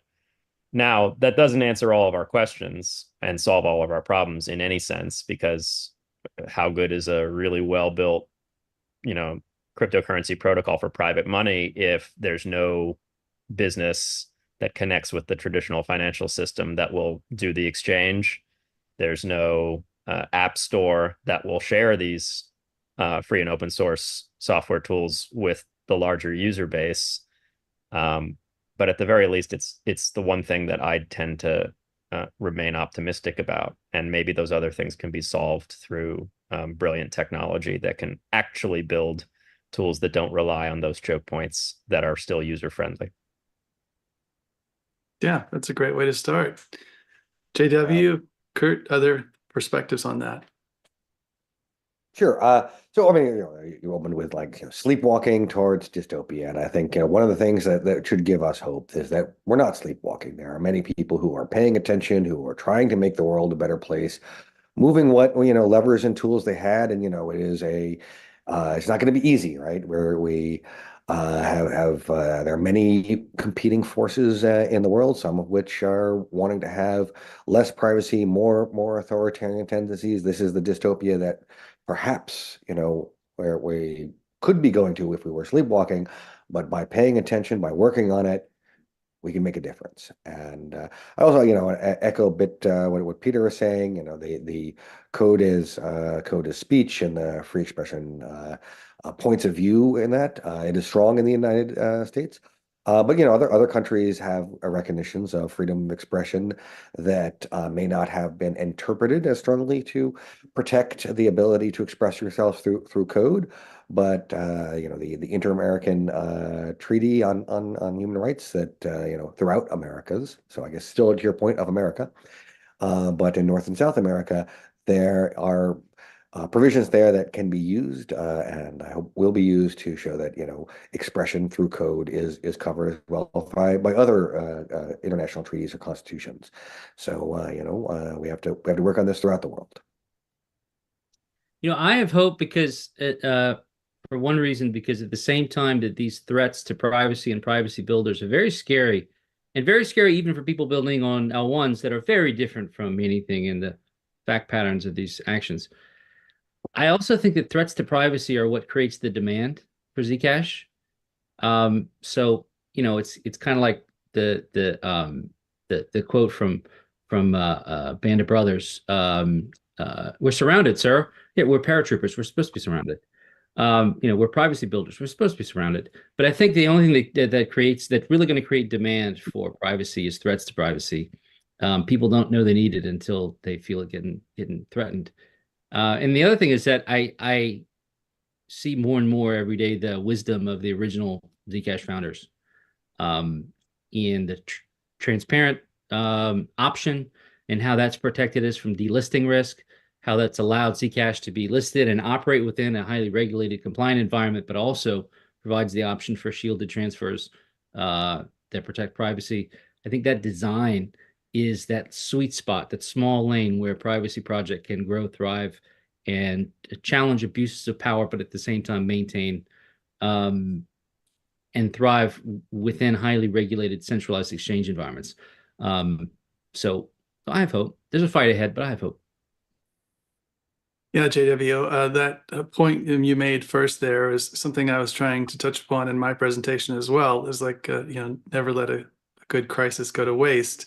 And I feel like we are in a very difficult crisis situation, and it's sad, and I really hate that for the industry, but in a way it does, I believe, highlight the value that we bring with Zcash and that the community has provided with Zcash. So what are your thoughts to the group here about how we can, in a very respectful way, take advantage of this opportunity to raise the profile of Zcash when the environment is so hostile, but yet we are the ones that provide the solution for people, especially those advocates in the human rights area. That's it's really been on my mind lately about, we have these organizations that are out there pushing Bitcoin hard, and I love Bitcoin, but I don't love it for its privacy preserving features and for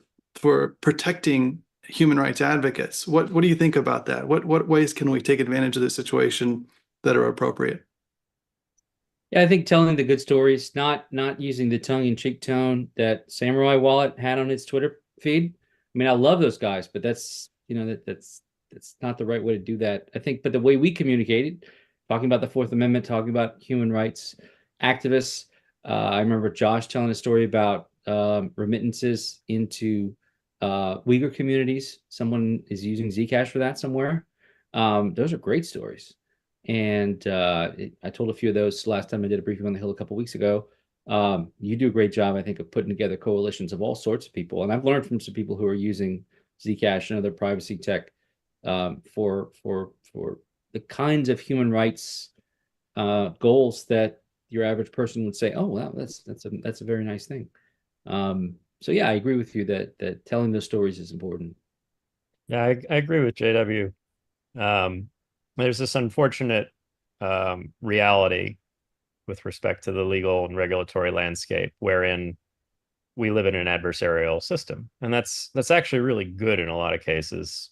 Two parties struggling against each other in front of a neutral magistrate often leads to sort of pretty enlightened bottom-up ideas about the law, not somebody's top-down legislation, but rather, a judge who's seen people who have skin in the game argue.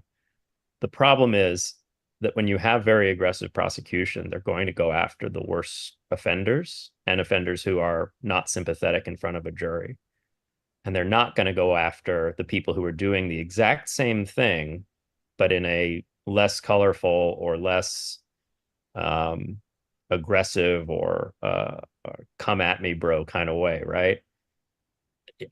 I find it difficult to come up with that many factual differences between the work of, for example, the Zcash Foundation, where I'm on the board of directors, and the work that the Tornado Cash devs have done. There are some differences. They might be important from a legal standpoint as far as a charge of unlicensed money transmission or sanctions evasion or things like that. But the biggest difference, I think, that could matter is that, we're an incorporated US nonprofit that has made it its mission to do effectively nothing but produce free and open source privacy protecting software for the public good. And we don't profit off of it. We're a nonprofit. We would be an ideal candidate to vindicate our rights to produce this tool for the public good. And it would be hard for a prosecutor to paint our activities as somehow, grossly self-interested and indifferent to the minority of users who are doing bad things with this technology. Unfortunately, that's not you'd be bad at your job as a federal prosecutor if your first target was the most sympathetic defendant, right? And so it's an interesting question. I think we can keep doing the good work we're doing and be an example of how to be very careful communicating and very careful how we structure ourselves and the activities we do, limiting them to just publishing software and not engaging in other more direct activities that could trigger regulation. But maybe we also at some point need to think about something like a lawsuit for declarative judgment in a forum that might be more friendly. Like, if they're going to go after bad actors and try to make bad law from bad facts, which is an old saying in in legal academia, but a very true saying, then maybe we need to sort of push for some good law with some good facts. And I don't want to, I want to caveat what I just said. I don't think that the Tornado Cash developers were reckless or unnecessarily antagonistic in the way that they did their work. I don't know them personally, but looking at the facts in the indictment, I think things are being like prejudiced against them in the way the facts are being portrayed, and unfairly so. I don't know as much about the Samurai wallet developers or their case yet, and so I won't opine about them either. But I do think that if there's an example of an entity that has, I think pretty watertight messaging about this technology and goals that would be hard to impugn, the Zcash Foundation is one of those. Try to expand on that a little bit. I mean, the fundamental thing is that good stories are important for explaining to policymakers, whether it's a judge looking over a case or a legislator or such, why it's important, and making, human stories. This is where we were starting on this. The story of an organization that is sympathetic, that needs to use a privacy enhancing tool to operate under an authoritarian regime, a difficult environment. It tells the story of why this is important, because the other story people are getting, whether it's through a prosecutor finding bad fake facts and moving forward, or a legislature who's taken something in the news and that, it's like, well, look at all these bad people who are using these kinds of technologies. So you have to counter that narrative, and at least have people understand that the privacy enhancing technologies is about protecting fundamental freedoms, and move away from a narrative of it is about hiding crime or hiding terrorist activities. And this is a narrative that a lot of people who would like to have more control, more ability to detect what they consider to be bad acts, are really pushing for. And they want to find the narratives that tell their story. And in some case, it might be sincere. They're very concerned about Hamas or North Korea's activities. In other cases, it might be less sincere, where they say, well, we care about those things, but also the controls that we will get from this will be useful, because a lot of as a government, they trust themselves to use this wisely only for the good. And you may have strong disagreements about what that good is, but they're like, we would like to have all the information and then choose how to use it.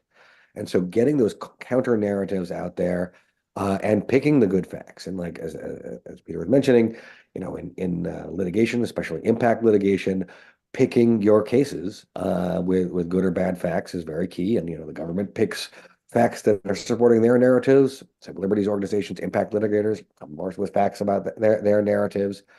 And it's a challenge because a story just on this at one point I was working on Fourth Amendment protections for email. It's now been fairly well established. It was a little less clear then. Found a great case where someone was relatively sympathetic. They had committed a crime, but it was a very minor crime, and the government was coming down to get all their email. And we went to go, say that you had to get a warrant for this. You couldn't do it warrantless. And they looked at the facts of the situation. But you know what? We'll get a warrant.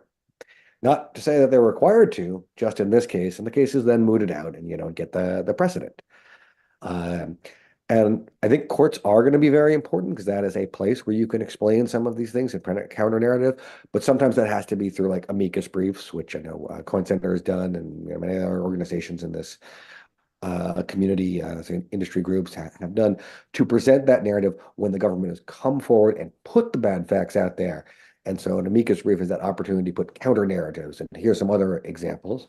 It may also be good to try and find some positive examples to declaratory relief in courts, but also to present that to legislatures, get someone who's sympathetic in the legislature to bring in witnesses to talk about, here's how we use Zcash to fund things that you like.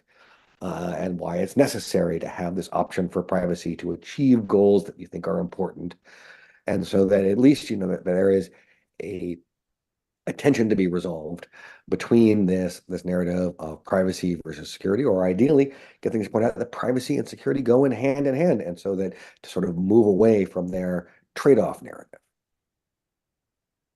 Yeah, those are all excellent points. And the one about the Zcash community and our entities being like kind of potentially very sympathetic defendants, where that you wouldn't want to go after us because we're really working for all of the right reasons and likely would not be a successful attack. Though it occurs to me that not all privacy coins are the same, and it's kind of hard to separate ourselves at times. I think that you can point to things that do make us different, like JW, you just mentioned a second ago, the fact that we do have transparent capability, and that's a differentiator. But we might not always have that, right? That's one of the things under consideration for the roadmap is to potentially eliminate transparent capabilities in the project. And then we might have ZSAs that may have some ability to have compliance, and then others that may not. So I'm curious about what you all think about our ability to continually and ensure that we are staying in a place where we are differentiated. Because if we're not differentiated, does that mean that whenever another similar coin with similar characteristics gets attacked, we're going to be lumped in and inevitably attacked at the same time? I want to just come out and say something that I've heard a lot of people say, and I'm not saying it's wrong, but it's worth pointing out. A lot of people say, oh, the reason why no one's come after Zcash devs, but they've come after Tornado Cash devs is because no one uses Zcash. And I think I'd be wrong to say that there isn't some truth to that.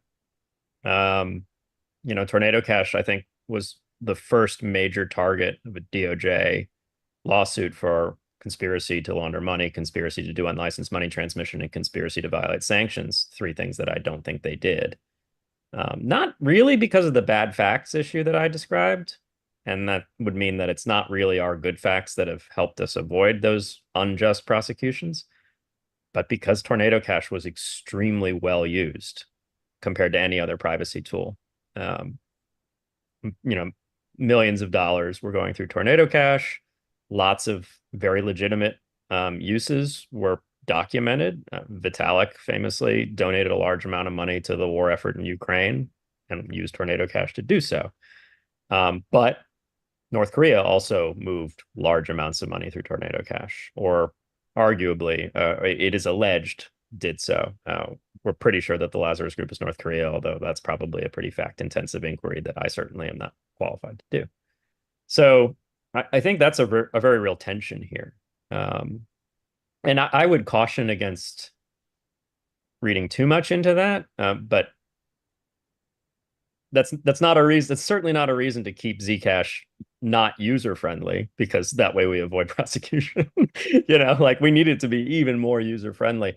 There's very hard questions about how can you make something more appealing to be used on a larger scale by more normal people without changing the facts in a way that would actually possibly start making the developers culpable. Like if we were to actively centralize parts of the protocol to make them more user friendly and advertise them as a service to anybody and still do no active transaction monitoring or things like that, it's certainly not a foregone conclusion that we would fall into a regulated bucket and therefore be more likely to be on the wrong side of an unlicensed money transmission prosecution.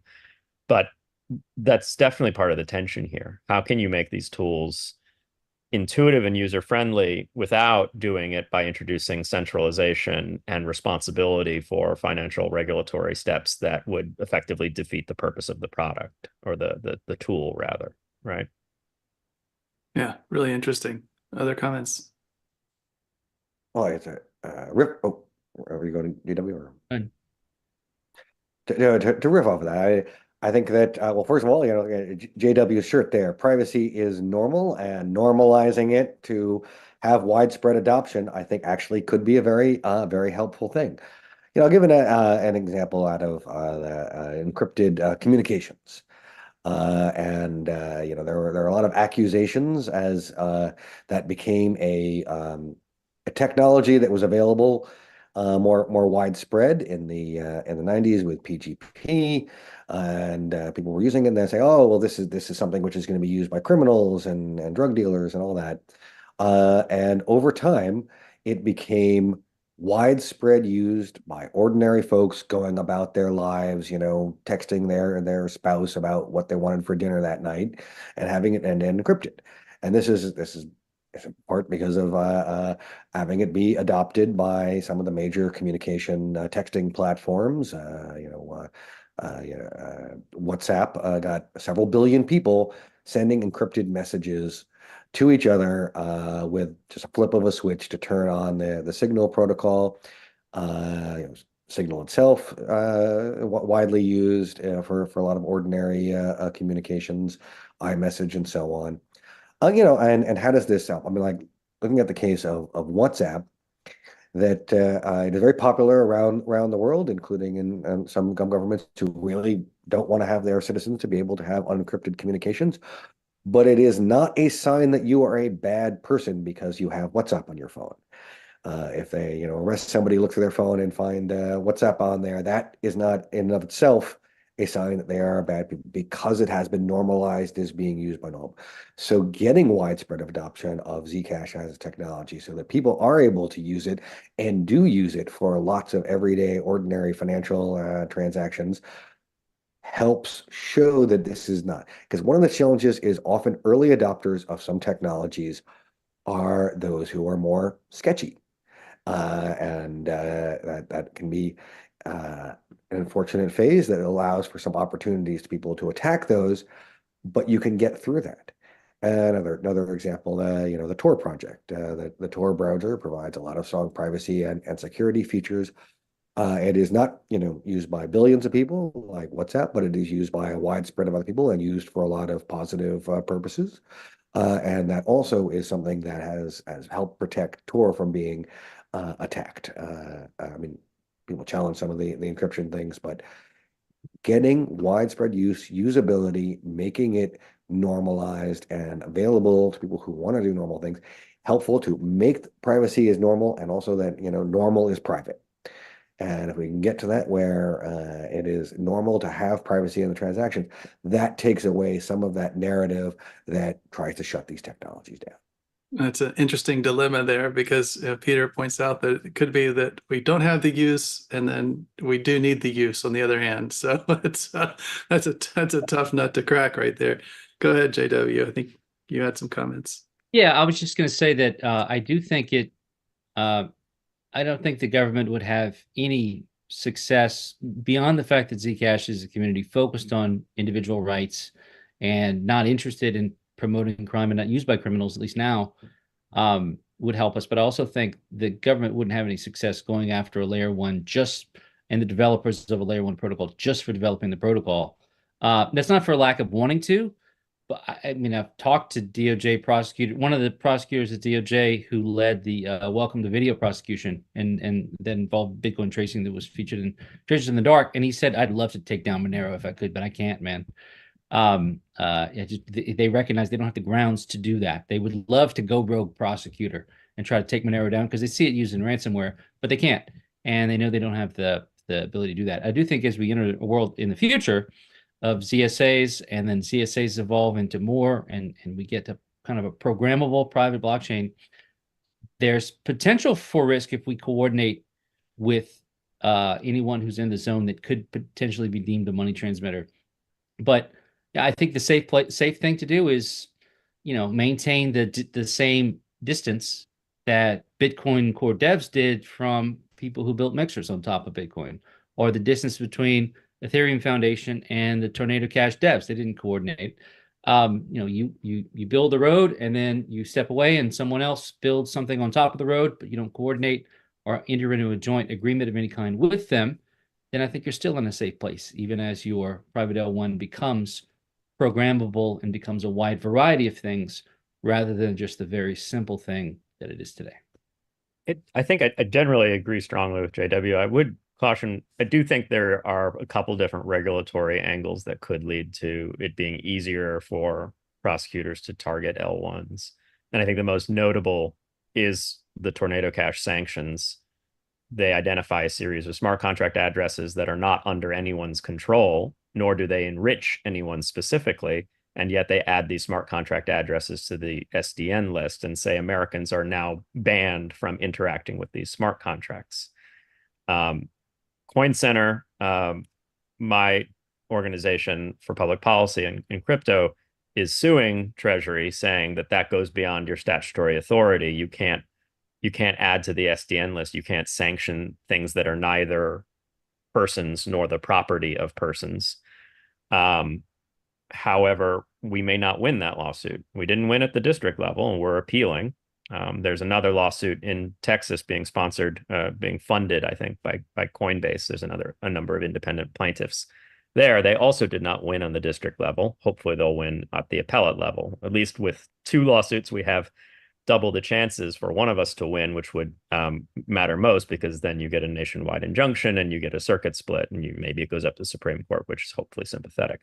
That said, we could both lose. And if we both lose, the precedent there is very interesting, because if they can add Tornado Cash in the abstract and all of the smart contract addresses that are the immutable smart contracts that process those transactions to the OFAC list, then it's hard to see why they couldn't add Zcash in the abstract to the sanctions list and all of the software and operation of that software, thereby banning Americans from using it. So at that point, it would probably still be hard to go after the actual developers of the protocol. So that's where I agree with you, JW, but it would effectively mean that you could design this thing, you could spend all this time maintaining these software libraries, but no one would ever be allowed to use it in America without facing felony prosecution. And that would be interesting. Well, I would certainly hope a court wouldn't go to endorse that as a full ban of any technology, but indeed, it's a risk. All right. Well, hey, I want to thank the community because we're getting some good questions coming in. We've got, I think, an hour more for this conversation, so please keep the questions coming. I do see them, and I want to weave them in as best I can. One thing that I actually wanted to cover a little bit more in my talk that I failed to do was to talk about what I would like to see the community do to help influence the policy and regulatory environment. And that came in as a question, what can community members do to advocate for favorable policies and influence regulatory perspectives? I know that, like, I've seen over the past year, Stand with Crypto, the organization that was started by Coinbase, now it's an independent organization that is more of a grassroots type organization. People can join and participate there, reach out to their policymakers.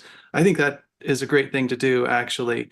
I think that, you know, the more that we can get out of our small community and kind of break out of our echo chamber, because it does become that way sometimes when we're just talking amongst ourselves, and talk to other people in crypto, that really does a lot for our cause. And but I'm open to, and I'd love to hear other ideas about what, and I think the community would love to hear what should they be doing? How can they support our efforts? I'm going to start with a shameless plug. Coin Center, which, as I said, is suing on the sanctions issue, is also suing on 6050I, which is I think, privacy violating and Fourth Amendment violating tax reporting requirement that's going into effect this year. We are a nonprofit. We rely on donations to continue operating. We would love to do more work, and for that we would need more donations. I'll also, to make it less selfish, point out that there were 3 organizations that filed very good, I think, amicus briefs in the Tornado Cash criminal prosecution, where Roman Storm and Roman Semenov are defending themselves from these charges. Coin Center, the DeFi Education Fund, filed an excellent brief, also focusing on sanctions laws, but also the money laundering charge. And the Blockchain Association also filed an excellent brief focusing on the unlicensed money transmission charge. We worked together, our 3 organizations, to make sure that we weren't overlapping, because the last thing you want to do is waste the judge's time as she reads these briefs in the hopes of better understanding the technology and the applicable law. And I think the three of them together made for very formidable arguments to buttress the defense team's already very good motion to dismiss the charges. So if you're a company in the space, I would suggest you look into joining the Blockchain Association. They're a very effective trade association in this space. And if you're looking to make a donation to a more mission-driven organization, DeFi Education and Coin Center are doing, I think, important work. I'd like to echo all of that. That's a really important point. And by the way, if you want to follow these groups, I know that the DeFi Education Fund puts out, I think it's a weekly update that talks about some really important developments and policy every week. And of course, Blockchain Association's out there doing a lot on social media, really good information. And we know that, Peter is publishing some amazing work on a regular basis that I always love to get those updates. They're just, so much substance there that is fantastic. So it's one thing if you just want to be up to date on everything, those organizations are great to follow. And by the way, they also, almost every breakfast I have, the Blockchain Association is there, DeFi Education Fund's been there, Peter's been there, so tune into those too, just to be aware of what's going on. So Kurt and JW, other thoughts about that? How can people engage and contribute?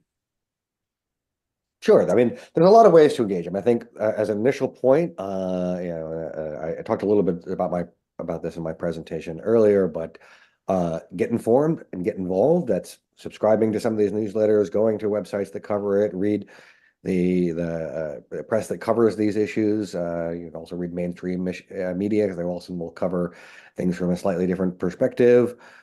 Get an idea of what is going on, and then what can you do about it? Well, one, as an individual, you can get involved by reaching out to your representatives and let them know that this is something you care about. I think for a lot of representatives, they care deeply about what their constituents think about things. And if somebody takes the time to call them up or goes to DC and set a meeting, something like that, go to the local office, that means someone cares a lot. And if this is a voter and they care that much, that means something to most legislators. And you can other things like signing a petition or submitting that, those can also work. But the more effort you put into it, that is going to be read and understood by the legislatures and their staff that you're talking to as the importance of it. So figure out who are your representatives in your particular jurisdiction. So one of the first questions they'll ask you is, where are you from, to make sure that you actually are one of their voters, and then let them know it's important. And for a lot of, the wide variety of issues that come up that will affect how people will vote and what their legislatures will do. And so if you are particular emphasis on some of these fundamental rights issues that are embedded in the policies around cryptocurrencies and blockchains, explain that to the legislature, that this is, not just a niche thing and that most people will vote based on other issues, but for you, it really matters if somebody cares about this and the reasons why. So getting involved there. On the other side, and this is, I think, supporting Coin Center, supporting the Blockchain Association, DeFi Education Fund. There are other groups that work on this. If you want to have the most effectiveness, you will need some people whose job it is to look at these things, read about it, write up a brief, get it submitted, do the work that some of it requiring specialist work, legal briefs in particular. Writing responses to a notice of proposed rulemaking or a European Union consultation. There are lots of opportunities which are best done by organizations with expertise who can advocate on your behalf. So support those organizations. Do what you can, and if you can make a financial donation, good. If you're working at a company, advocate to your leadership about why this is important, and see how you can to try and make your voice be heard through others. And I guess finally, spread the news, spread the word to your friends, your family. Why do you care about this thing? And see if they care about it as well. And maybe you can infect just two people with this notion of preserving our privacy is fundamental to our future. But then maybe they'll talk to their friends and they'll tell two friends and so on. right? Get more people to be concerned about it. And I think a lot of people out there actually are very concerned about privacy, and they want to have more privacy, but they feel a little bit nihilistic about it. Like, what are you going to do? Privacy, so much work. And so try and encourage them, give them that strength to not be nihilist, to say that we can do this and we have to work together to try. If people are given easy choices, so they can choose to have more privacy or less privacy, they will pick privacy almost all the time. I mean, basically, unless you really want to get your message out in the world where you don't want any privacy about it because you want to get the widest read, you probably want to default private. But getting to that point, actually doing privacy effectively, having all corporations tracking you all over the web, but who's listening into unencrypted phone calls on the exchanges and so on and so forth, that people might feel disheartened. So give them that heart, so more people care about it. On that point about onboarding, I tell you, the Zashi wallet has just really unlocked a whole new opportunity from my perspective there, because it just feels like something that I feel very comfortable sharing that with a friend or family member and sending them some ZEC, and then they experience what you just described. They see that it is possible, and that was something that was pretty hard for me to do before, to be quite honest. I mean, I know that there were wallets out there, and I respect them, but I didn't have the same comfort level of sharing those. So and I'm so excited about the potential for future developments like liberated payments, so we can just send Zcash in a text message or something like that. That, to me, that would just be a massive unlock for onboarding people and making the usability so much better. So you're up, JW. Sorry about that. Just had to interject. Yeah. Moderator's privilege. Just to echo, love you, Coin Center. Love your work, Peter V. I read it sometimes and I'm like, yeah, like I'm alone, fist bumping in the and BA's been great. Def's been great. I think it's good to just vocalize threats to privacy and just retweet stuff.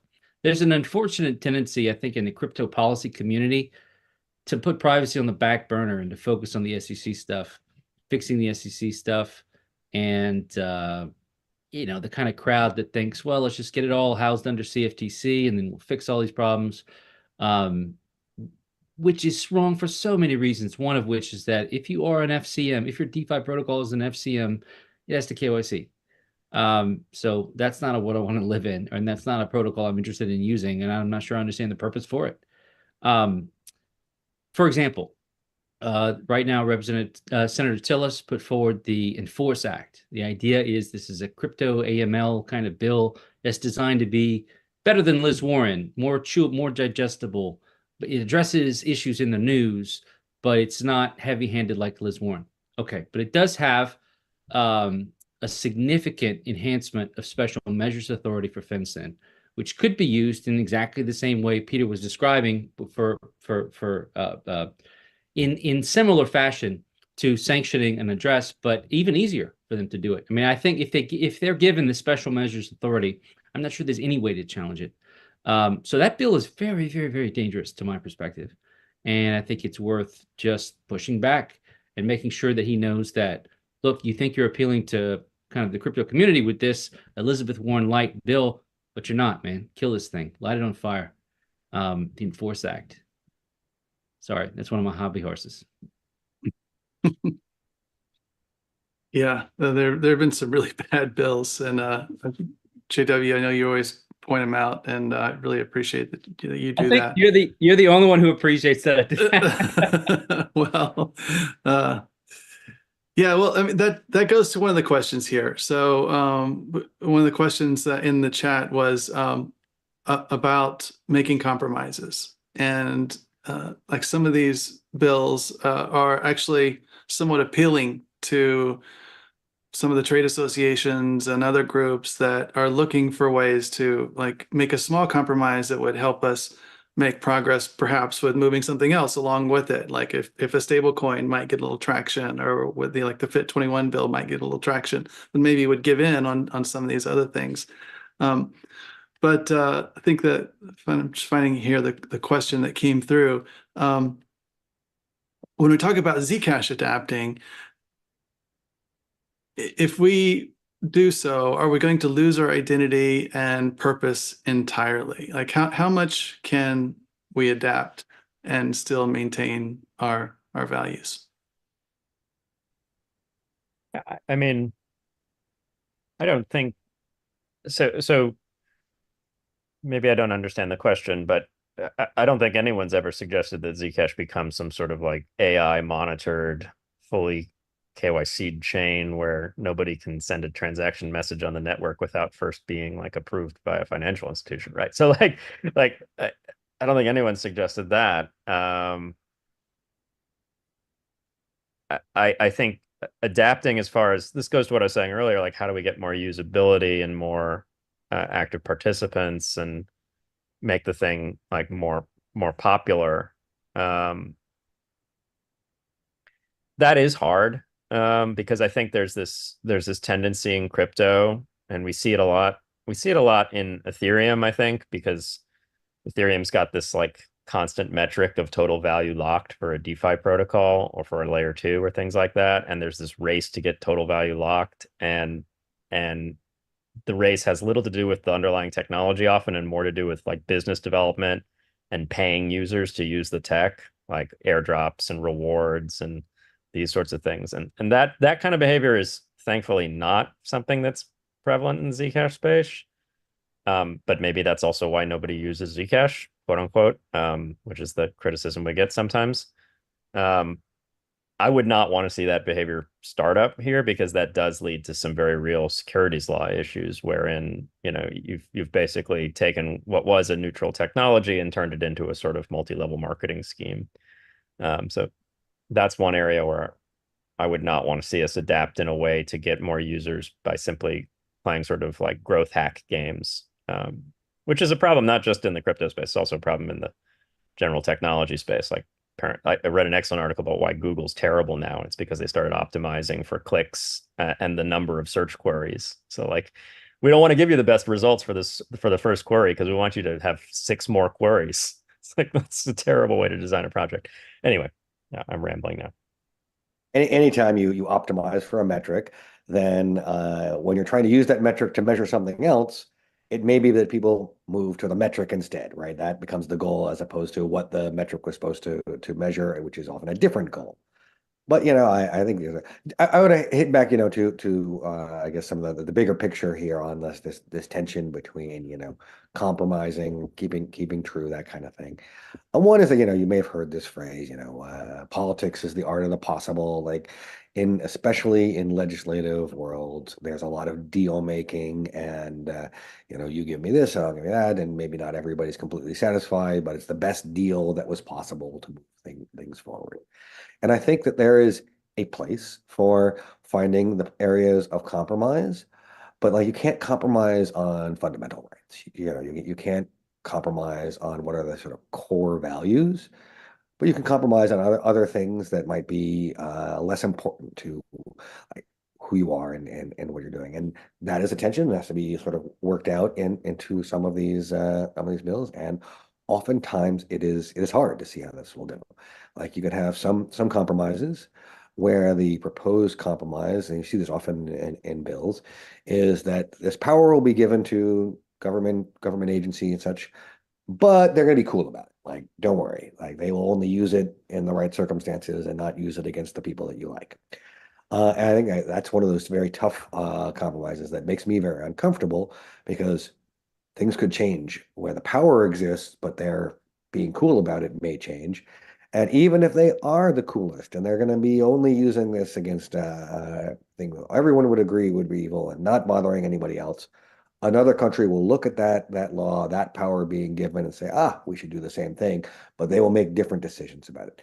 So like sometimes it's hard to see how will this compromise your core values? Will it not?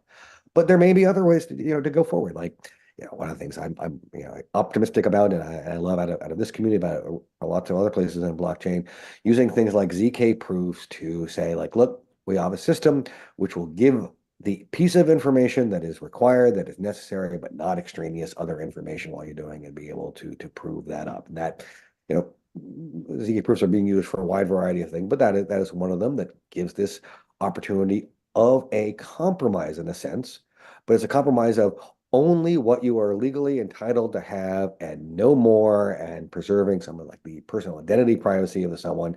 So it is a compromise that can be used in a way that doesn't compromise core values, but moves things along into a space where I don't know, the classic example, is going into a bar. They need to know one thing about you, whether you over the drinking age of that jurisdiction. They don't need to know anything else. So a compromise that protects your privacy pretty well is a yes or no answer to whether or not you are of legal age, and then that's all the information. So you're giving some things up, but you're not compromising the core values of privacy. So there may be ways to get through this through technology, maybe ways getting through this through policy, but I think that there can be ways, but you have to keep true along the way. I am fine with choice, with options. I'm fine with people who want to build at the intersection of TradFi and crypto and want to build something, that's like a quasi-regulated exchange that sells crypto and that's kind of custodied. And I'm not going to interact with that as a customer because I know that it misses the whole point of crypto. But my grandma will only, interact in that fashion. That's fine. It's the bans that worry me, and so I'm fine for compromise that provides optionality in the securities commodity spaces. What I hate is bans, and what I hate is AML, because I've seen AML grow like a weed in so many different areas. If you want to think dystopian, take a look at the Incorporation Transparency Act, which is insane. That thing is insane. Where you start an LLC, and it's not just the founder of the creator of the LLC has to file their name and identifying information. It's anyone who has substantial influence over the LLC, which means you don't even necessarily have to be an owner, and you don't know if you have to file or not. And there's a 3-year criminal penalty associated with misfiling, and all of that to go after drug money laundering that uses real estate. But those people are not going to fill out the form anyway. So it's just a dystopia. So that's how that regime works, and that's how it grows. So on that, no compromise. On that, zero compromise. But optionality is fine. For example, I think building this transparent only receipt function for exchanges to help protect from delistings was fine, because I don't care about that as long as I can maintain the ability to do shielded transactions.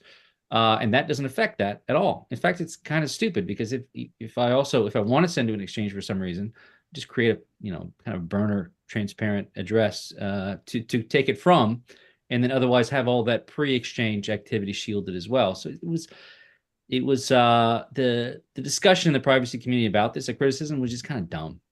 That optionality type building is fine to kind of conform one of the tentacles of Zcash to the regulated environment, as long as we protect the shielded transaction ability. Yeah. So, but on AML, KYC legislation, no compromise, take no prisoners, and when someone crosses the line, throw the arrows at them. That's how I view it. Well, on this topic, I might have a small disagreement with JW here. Okay. Just to make the panel a little spicy, but probably not a big disagreement. I think from my perspective, it's important when thinking about legislative strategy, and this goes to what Kurt was saying earlier as well, that we never try and advocate for special pleading.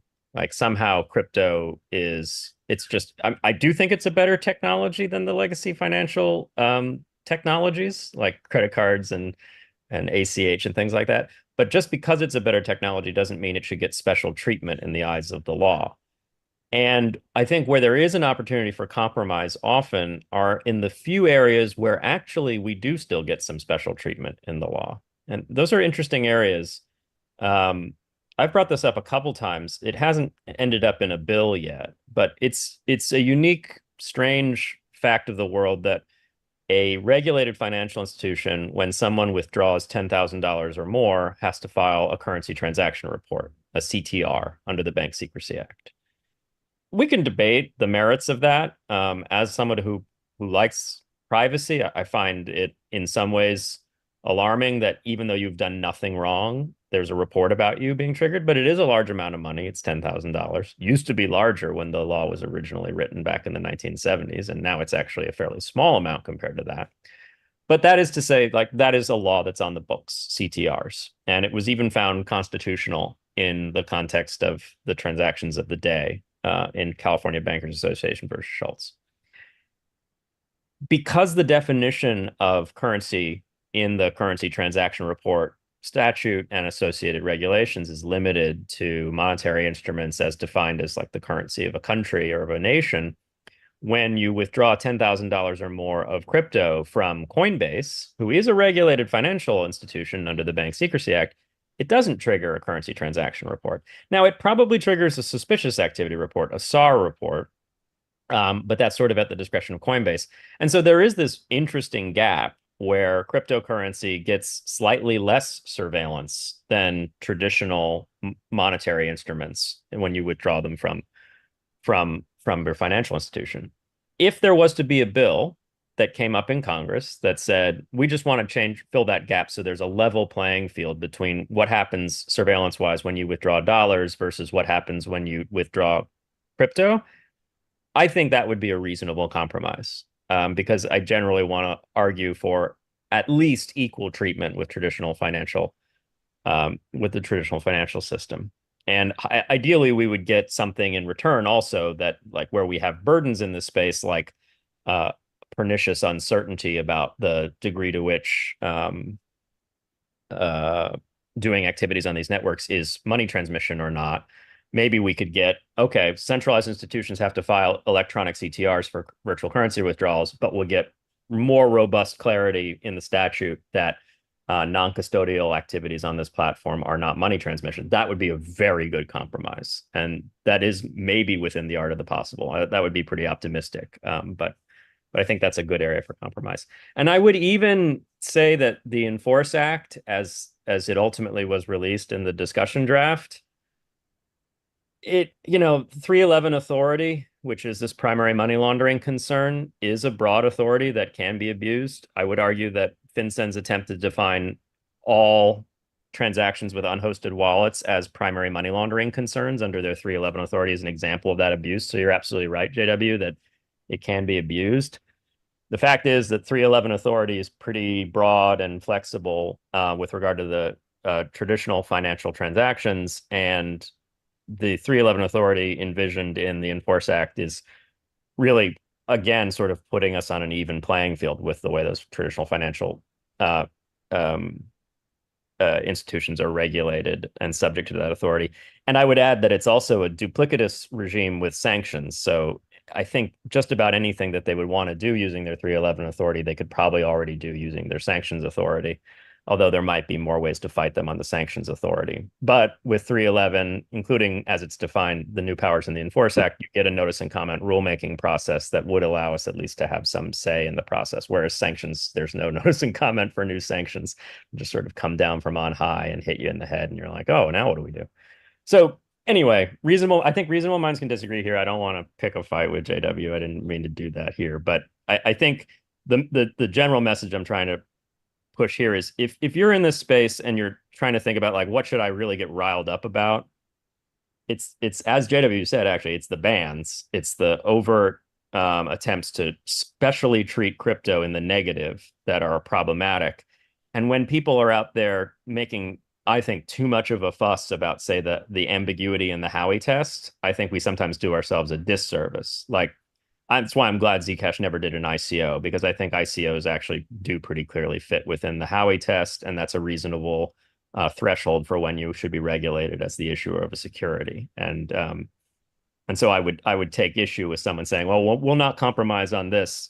Crypto issuance, even if it's from a centralized party, should never be treated as securities issuance. I think there are certain areas where we can actually agree with the SEC. Well, on the issue of compromises, we've had a couple of questions come in from the community, and I know, Peter, you touched on this a little bit in your talk earlier, but we have a question asking about our take on privacy pool style solutions. even though a privacy pool proof reveals less than just handing over your viewing key, does proof of innocence somehow shift the paradigm towards more eager compliance? And I think they actually had another one on privacy pools that was similar. Someone said they're very wary. It's a slippery slope and better kept out of an L1. So let's talk about that for a moment. Even Tornado Cash had a compliance tool, and I would have been perfectly fine with the rule at all centralized exchanges being, we're not going to take your money from a Tornado Cash address unless you show us your proof from the compliance tool that you were the one who put the money in the pool. And we can then, we alone can then divine sort of the background history of those flows of funds to show that they're not North Korean or hackers or any number of other things. I think that's an interesting model. You get something very similar from, we're only going to accept your Zcash deposits if they come from transparent addresses, or if it's a shielded transaction, you got to share a view key with us or something like that. Now, there might be interesting differences between those two examples from a technical standpoint that could be worth discussing, but maybe we won't unpack those now.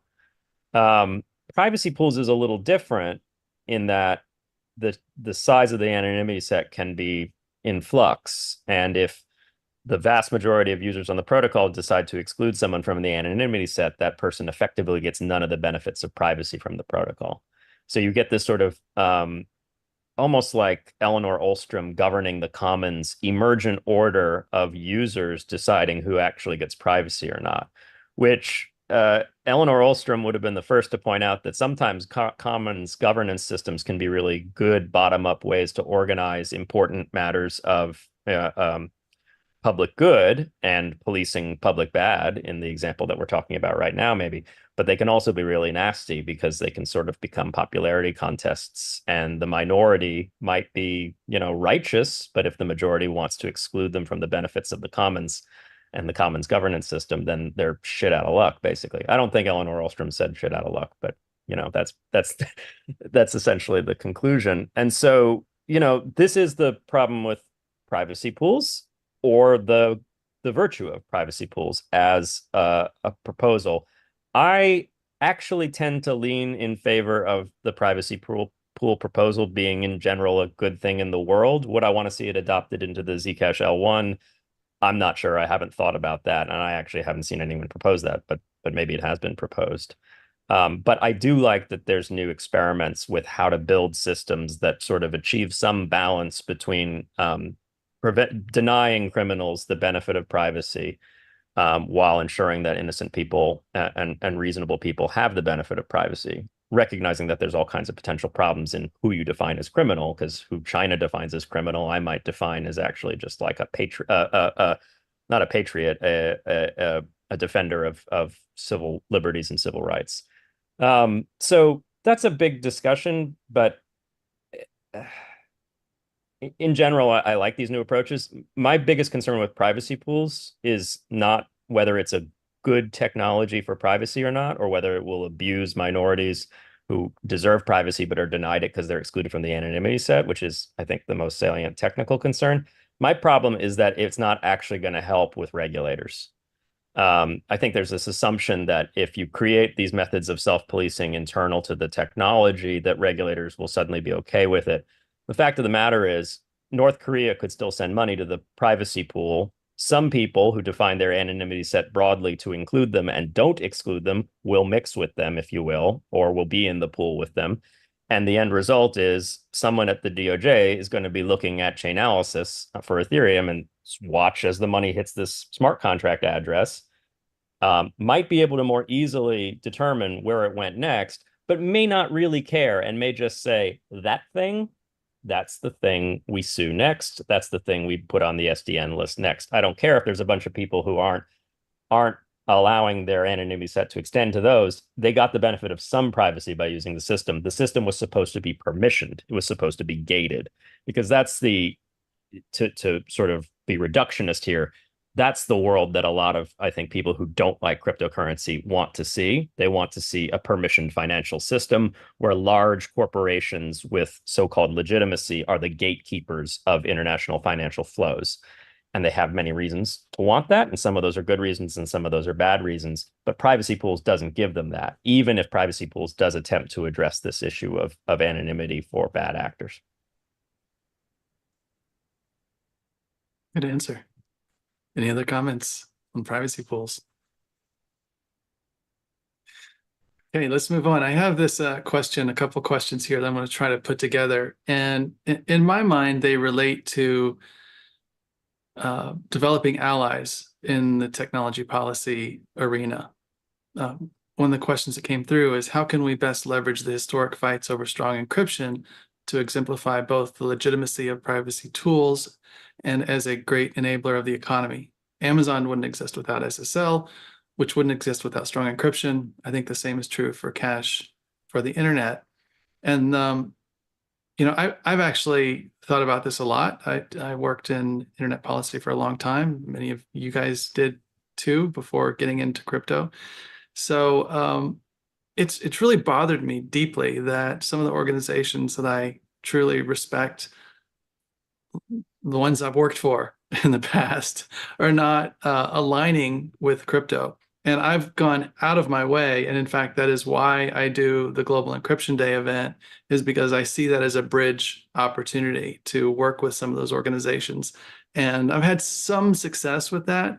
But to be honest, it's been me pulling hard to make those things happen. It hasn't been so natural. And I feel that there's some underlying hesitation there.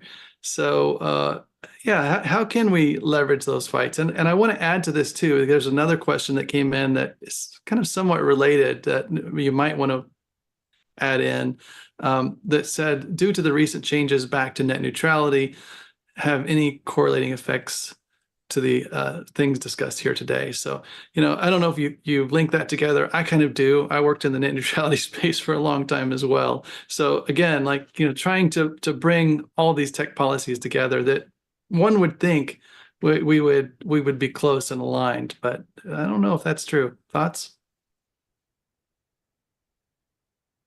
Well, I think this is we've also been in this space for a long time, and I think there definitely are points of overlap in the encryption space, in particular, like what Peter was talking about earlier for putting into the Tornado Cash brief, some code to speech stuff that came from the encryption fights, the fights that brought you Amazon through SSL and also brought you messaging with encryption.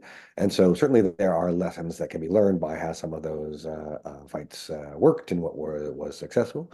Keeping in mind that was also a multi-year struggle, so it won't necessarily. The encryption wars are not over. These fights are still being contended right now, but there could be synergies from that on policy positions and where there is that overlap.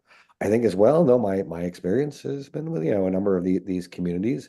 They come from a crypto skeptic starting point, and it's part of it is to explain why and how fundamental rights are at issue, rights that are core to those organizations and how it works, and it's not about emphasizing this makes a new financial environment that is wonderful for commerce more, but this is about how these tools can be used to fund opposition groups and fund civil liberties, work elsewhere, trying to draw that in.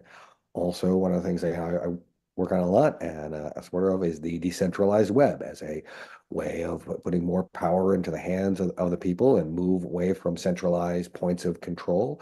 And there are a lot of fundamental rights and civil liberties that are enhanced or easier to protect when you're in a decentralized web environment. And many projects within the decentralized web use blockchain technologies as part of how they are doing that. But the story that is going to resonate is about this end goal of a decentralized future without a few major technology companies sort of running the show with central points of failure. It is the what is the end goal that we have in common with it, and then how can we get there through technology. So it's maybe a way of framing and getting to find out what people are interested in in those communities and try to see the benefits that can resonate with them as well as with our own community. Any other perspectives on that? I need help with this issue.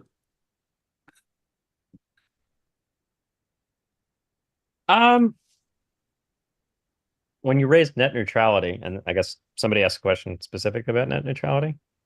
Yeah, they did. It was due to the recent changes back to net neutrality potentially have any.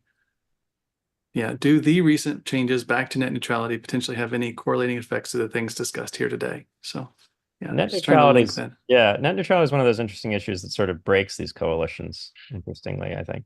I mean, I don't know. I might have been on the opposite side of this from Kurt and a few other. I don't mean to judge. I really don't. And it's an interesting issue. But personally, I was very wary of the way the net neutrality discourse was going back what, like 6, 7, no, 10, 11 years ago, actually, I guess, because there was this evil perceived in the world, which is that ISPs are powerful corporations that are very centralized. So they're going to start giving people tiered internet access. And, you know, you're only going to be able to watch Netflix. You won't be able to watch, you know, like videos on YouTube.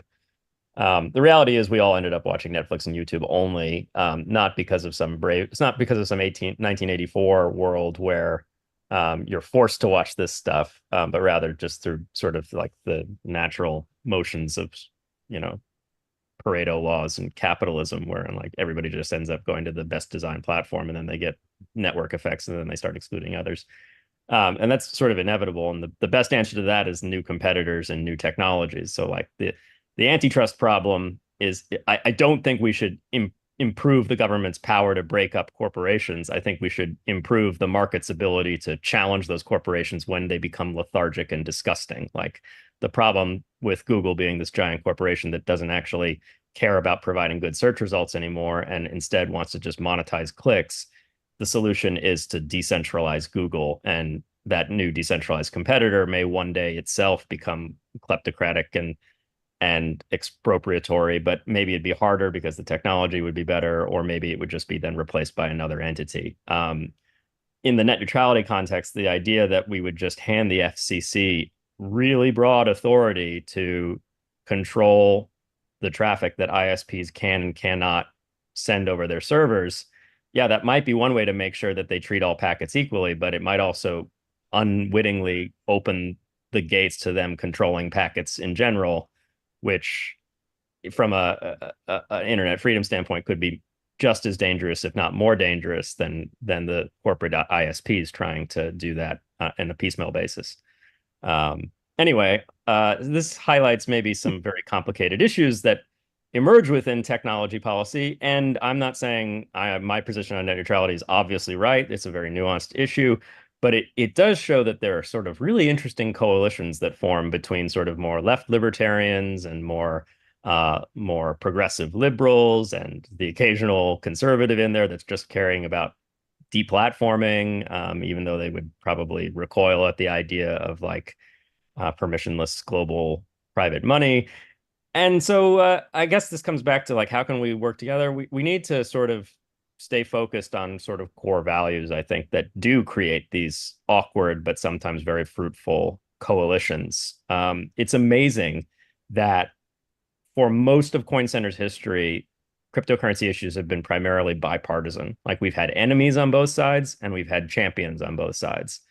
It is alarming that, I think in part because of the high visibility of Elizabeth Warren's negative stance on crypto, it's starting to look a lot more like a Republican-Democrat type issue. Like Democrats hate crypto, Republicans are okay with crypto, and a few of them like it. That's not a good direction to keep going in. It can be good in years where the Republicans control the House, Senate, and the presidency, and it can be very bad in years when they don't. You don't want your issue to be partisan. So I think one area where we could do good as a community is by highlighting sort of like genuine cases of this technology improving on the margins issue areas that historically progressive Democrats care about. And that would be things like antitrust, actually. So like if someone wants to build a decentralized Google on top of Zcash using ZSAs and programmability that one day will be available, and it'll be private and protect the the otherwise very intimate and invasive search histories of its users. They should build that, and they should market it and lobby for it in Congress as an answer to a lot of the problems that the FTC would otherwise try and address through its anti-competitive policies or its consumer protection policies.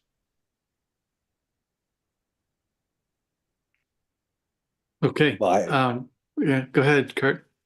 yeah, so yeah, net neutrality debate is interesting, and I think we could go off on a long tangent there, but I'll sort of try and Yeah, step I it did up that for 10 years, I'm sure. So a couple of levels.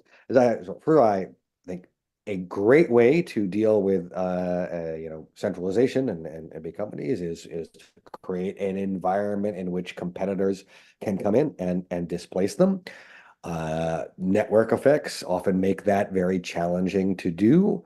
But you can get hopefully also on a bipartisan consensus that if you want to deal with overly centralized entities, that having a competitor come along and creating a competitive marketplace is a good end goal, and how you get there, whether it is through enforcing rules with agencies or just providing the environment which innovation can thrive. You could have different degrees on that, but I think that is at least an opportunity, is that have an agreement that it would be a good thing to have a competitive environment in a lot of these places, and push towards that idea, the decentralized web or Web3 world, where you have more of these competitors able to do it. I would also say that one of the things historically that has displaced a very powerful monopolist player or a dominant player at least in this space is a paradigm.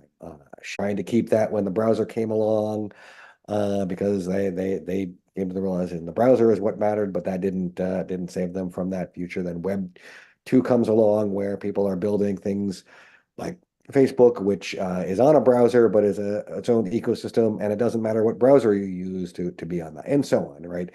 A lot of times when there is true a competitive environment is with a technological paradigm shift. And that is one of the things that can sometimes be offered through cryptocurrency and blockchain related projects as a way of displacing those entities without necessarily resorting to antitrust lawsuits, but through competition. So maybe convince policymakers and others that creating a environment that allows for innovation can do so. And then to swing it back to privacy, a lot of the concerns that people have, legislators and ordinary folks, is about the privacy invasions of the large internet companies who are monitoring their traffic and so on, the consumer privacy end of it.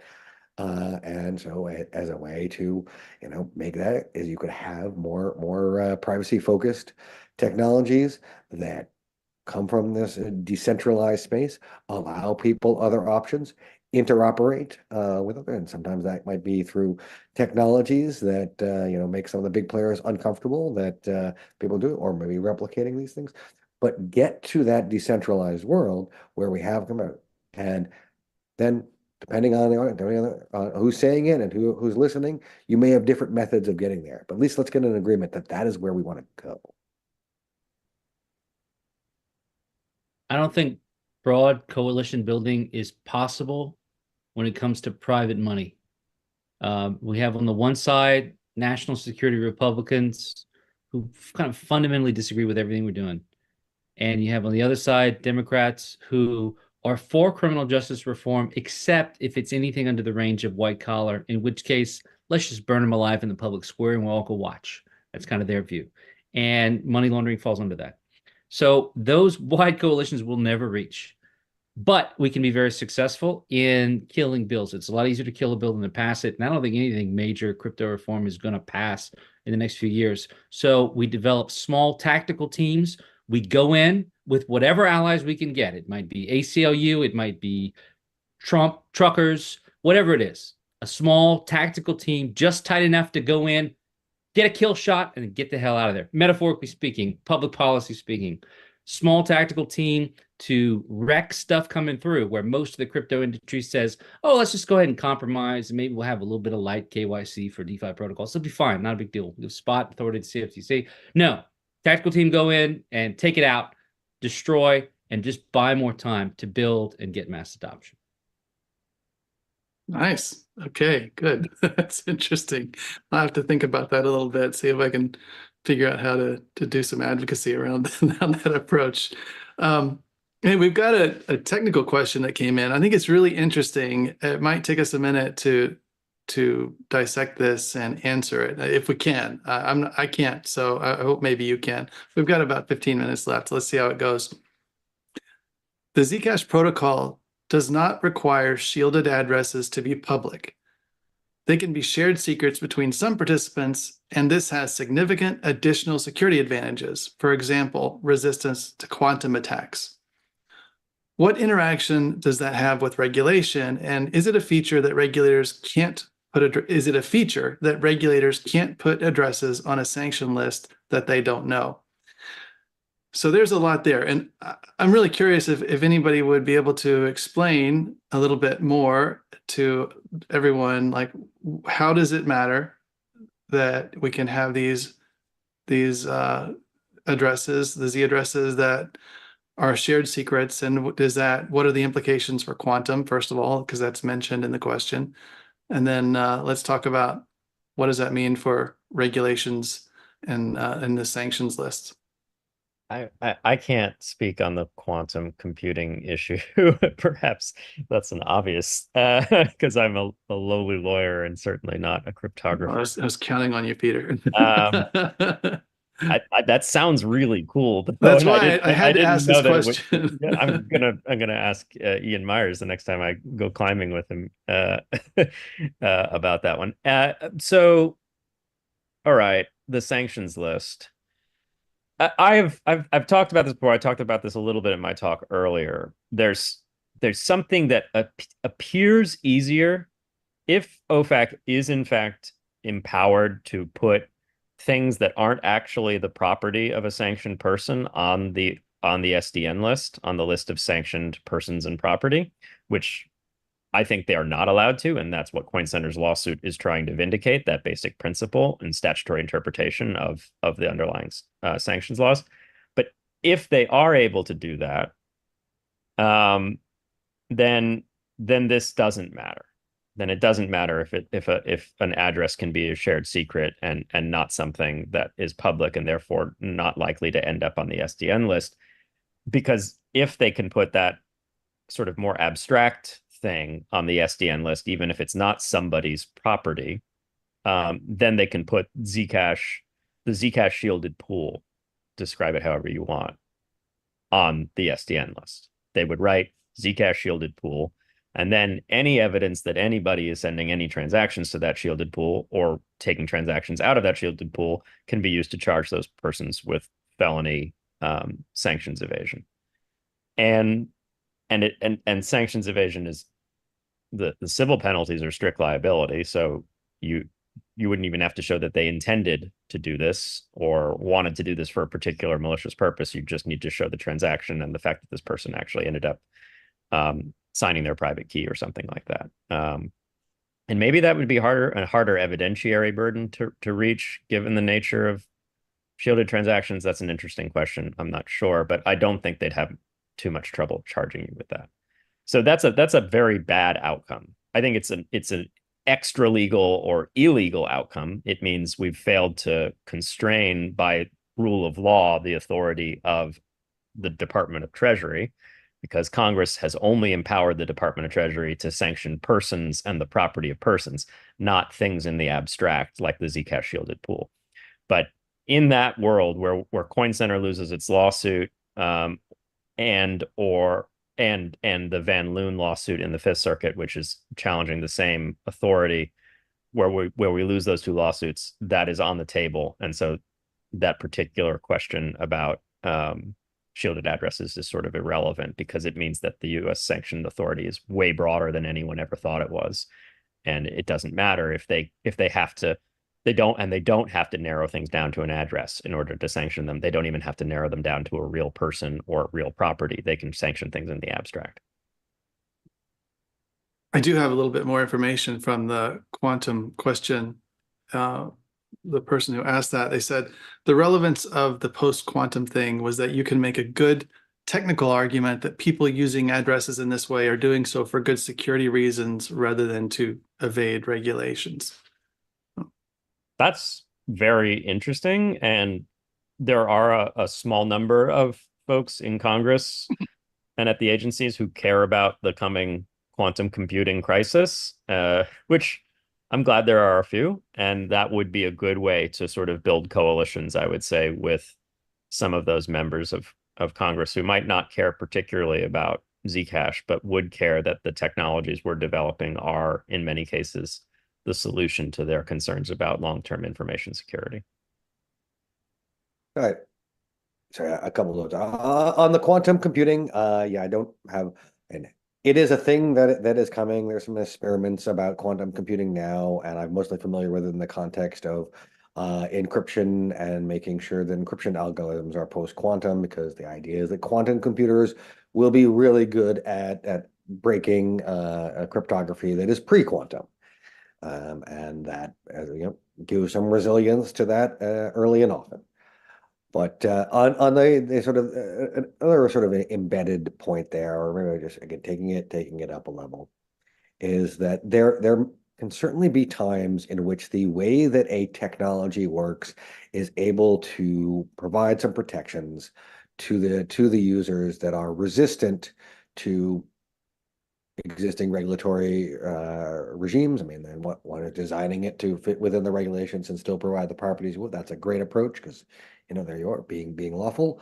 In some cases it is to make it resistant to the thing that well, if somebody wants to do it, they have to get a warrant because there's no way of doing it remotely. They have to come to your house and like take your thing, and that can help preserve rights. But if you're going to a policymaker and a regulator, if you're trying to explain the position as, haha, we've designed this technology so you can't get us, you're actually powerless here, so you might as well give up and go home. They do not give up and go home. They are perfectly willing, in many legislatures, to pass a law or a rule that says something impossible must be done if you're in response to an answer that something is impossible. And in a court case, impossibility may be something that you could say, oh, you gave me this order, this injunction, it was impossible to comply with. I should not be held liable for not being able to do impossible things. So like, it's not the end of it, but it won't be, for lack of trying. And a lot of people in this space do not understand the technologies. And if you say, well, we got a quantum this and mumbo jumbo, and therefore you can't regulate it, they won't be for lack of trying for them to do it. And Peter was explaining one way someone might do it. It might be other ways, but it is best to use the technology, a defensible use for it. I like this a story that this is for use of privacy. It is for use of a security. It's a good thing, but don't rely only on technology to be able to, if you have a whole, or you need the law, the policy, and the technology. One of my themes. Okay, well, there's a couple more questions. Let me see if I can work them in here real quick. Given there are several cross-chain projects ongoing within the Zcash community, referring to Maya, Zavex, Filecoin, and Brave, what is the regulatory landscape for those projects, and what should we do to foster and nurture them in this context? I think those are great, but those are some of the ones I'm excited most about as a community member and a user. What can we do to foster them? That's I don't want to turn this into a dev fund discussion, but that could be a component of that discussion when you all move to that. I think I don't know the technical specifics of these projects, so I'll speak broadly about bridges. A lot of the issues that we're now looking at with the Samurai wallet indictment and the Tornado Cash charges are pretty directly applicable to bridges, to the extent the bridge has some sort of facilitative role in moving people from one chain to another, there's going to be a question as to whether they fit into the definition of money transmitter, and therefore they can be prosecuted as doing unlicensed money transmission. Now, we have a whole post about this on coincenter.org about the Samurai wallet indictment and the recent reply brief from Tornado Cash, where the DOJ is sort of really starting to champion this incredibly broad theory of unlicensed money transmission. If the DOJ triumphs in this incredibly broad theory of unlicensed money transmission, then building things like bridges is going to be one of several activities, possibly wallets as well, which is even more fundamental in some ways, but one of several activities that would be potential direct targets for these prosecutions. And I'll just briefly summarize that post. You should go find it on coincenter.org. It's our most recent post about Samurai Wallet. The DOJ is just plain wrong from a rule of law perspective. We've had 10 years of guidance from FinCEN saying that money transmission is accepting and transmitting from one person to another, and that means having at least brief independent control over the financial assets being transferred. And so FinCEN's guidance here, I think, has been clear. And suddenly the DOJ is saying, no, you don't actually need to control the funds if you're doing anything that sort of facilitates the movement of funds on chain, or say from one chain to another, you're doing money transmission. That is an extremely dangerous argument. I think it's an incorrect argument on the law, but it's one that will have to be fought by the Tornado Cash defendants, the Samurai defendants, and possibly in future regulatory actions, depending on whether it's interesting. I don't know if FinCEN, the regulators on point here, even agree with that characterization. They certainly disagree 180 degrees from that characterization in all of their published guidance and regulations to date. But I don't know if they're probably not going to come out on the record and say that they disagree with the DOJ. But I'm very curious whether FinCEN will defend its past guidance against this now overbroad theory promulgated by the DOJ, change its guidance, stay silent. And so there may also be regulatory action to look out for on this front. But this is hugely consequential, not just for bridges, but bridges are sort of one of the prime areas where you could imagine unlicensed money transmission charges being abused by prosecutors. Well, hey, we are just a couple of minutes from our time. This has been a fantastic discussion. If anyone wants to say anything to wrap, this would be a great time to do that. Any closing comments before we call this the end of day 2 for ZconV? Privacy is normal. Okay, that's a great way to end. Hey, well, thank you all for your time. Thanks to the community for the great questions. Thanks to the foundation for coordinating this and making this all possible. Great day, covered a lot of ground. So let's all keep up the good work and just get back to it. Take care, everyone. Good being on a panel with you all.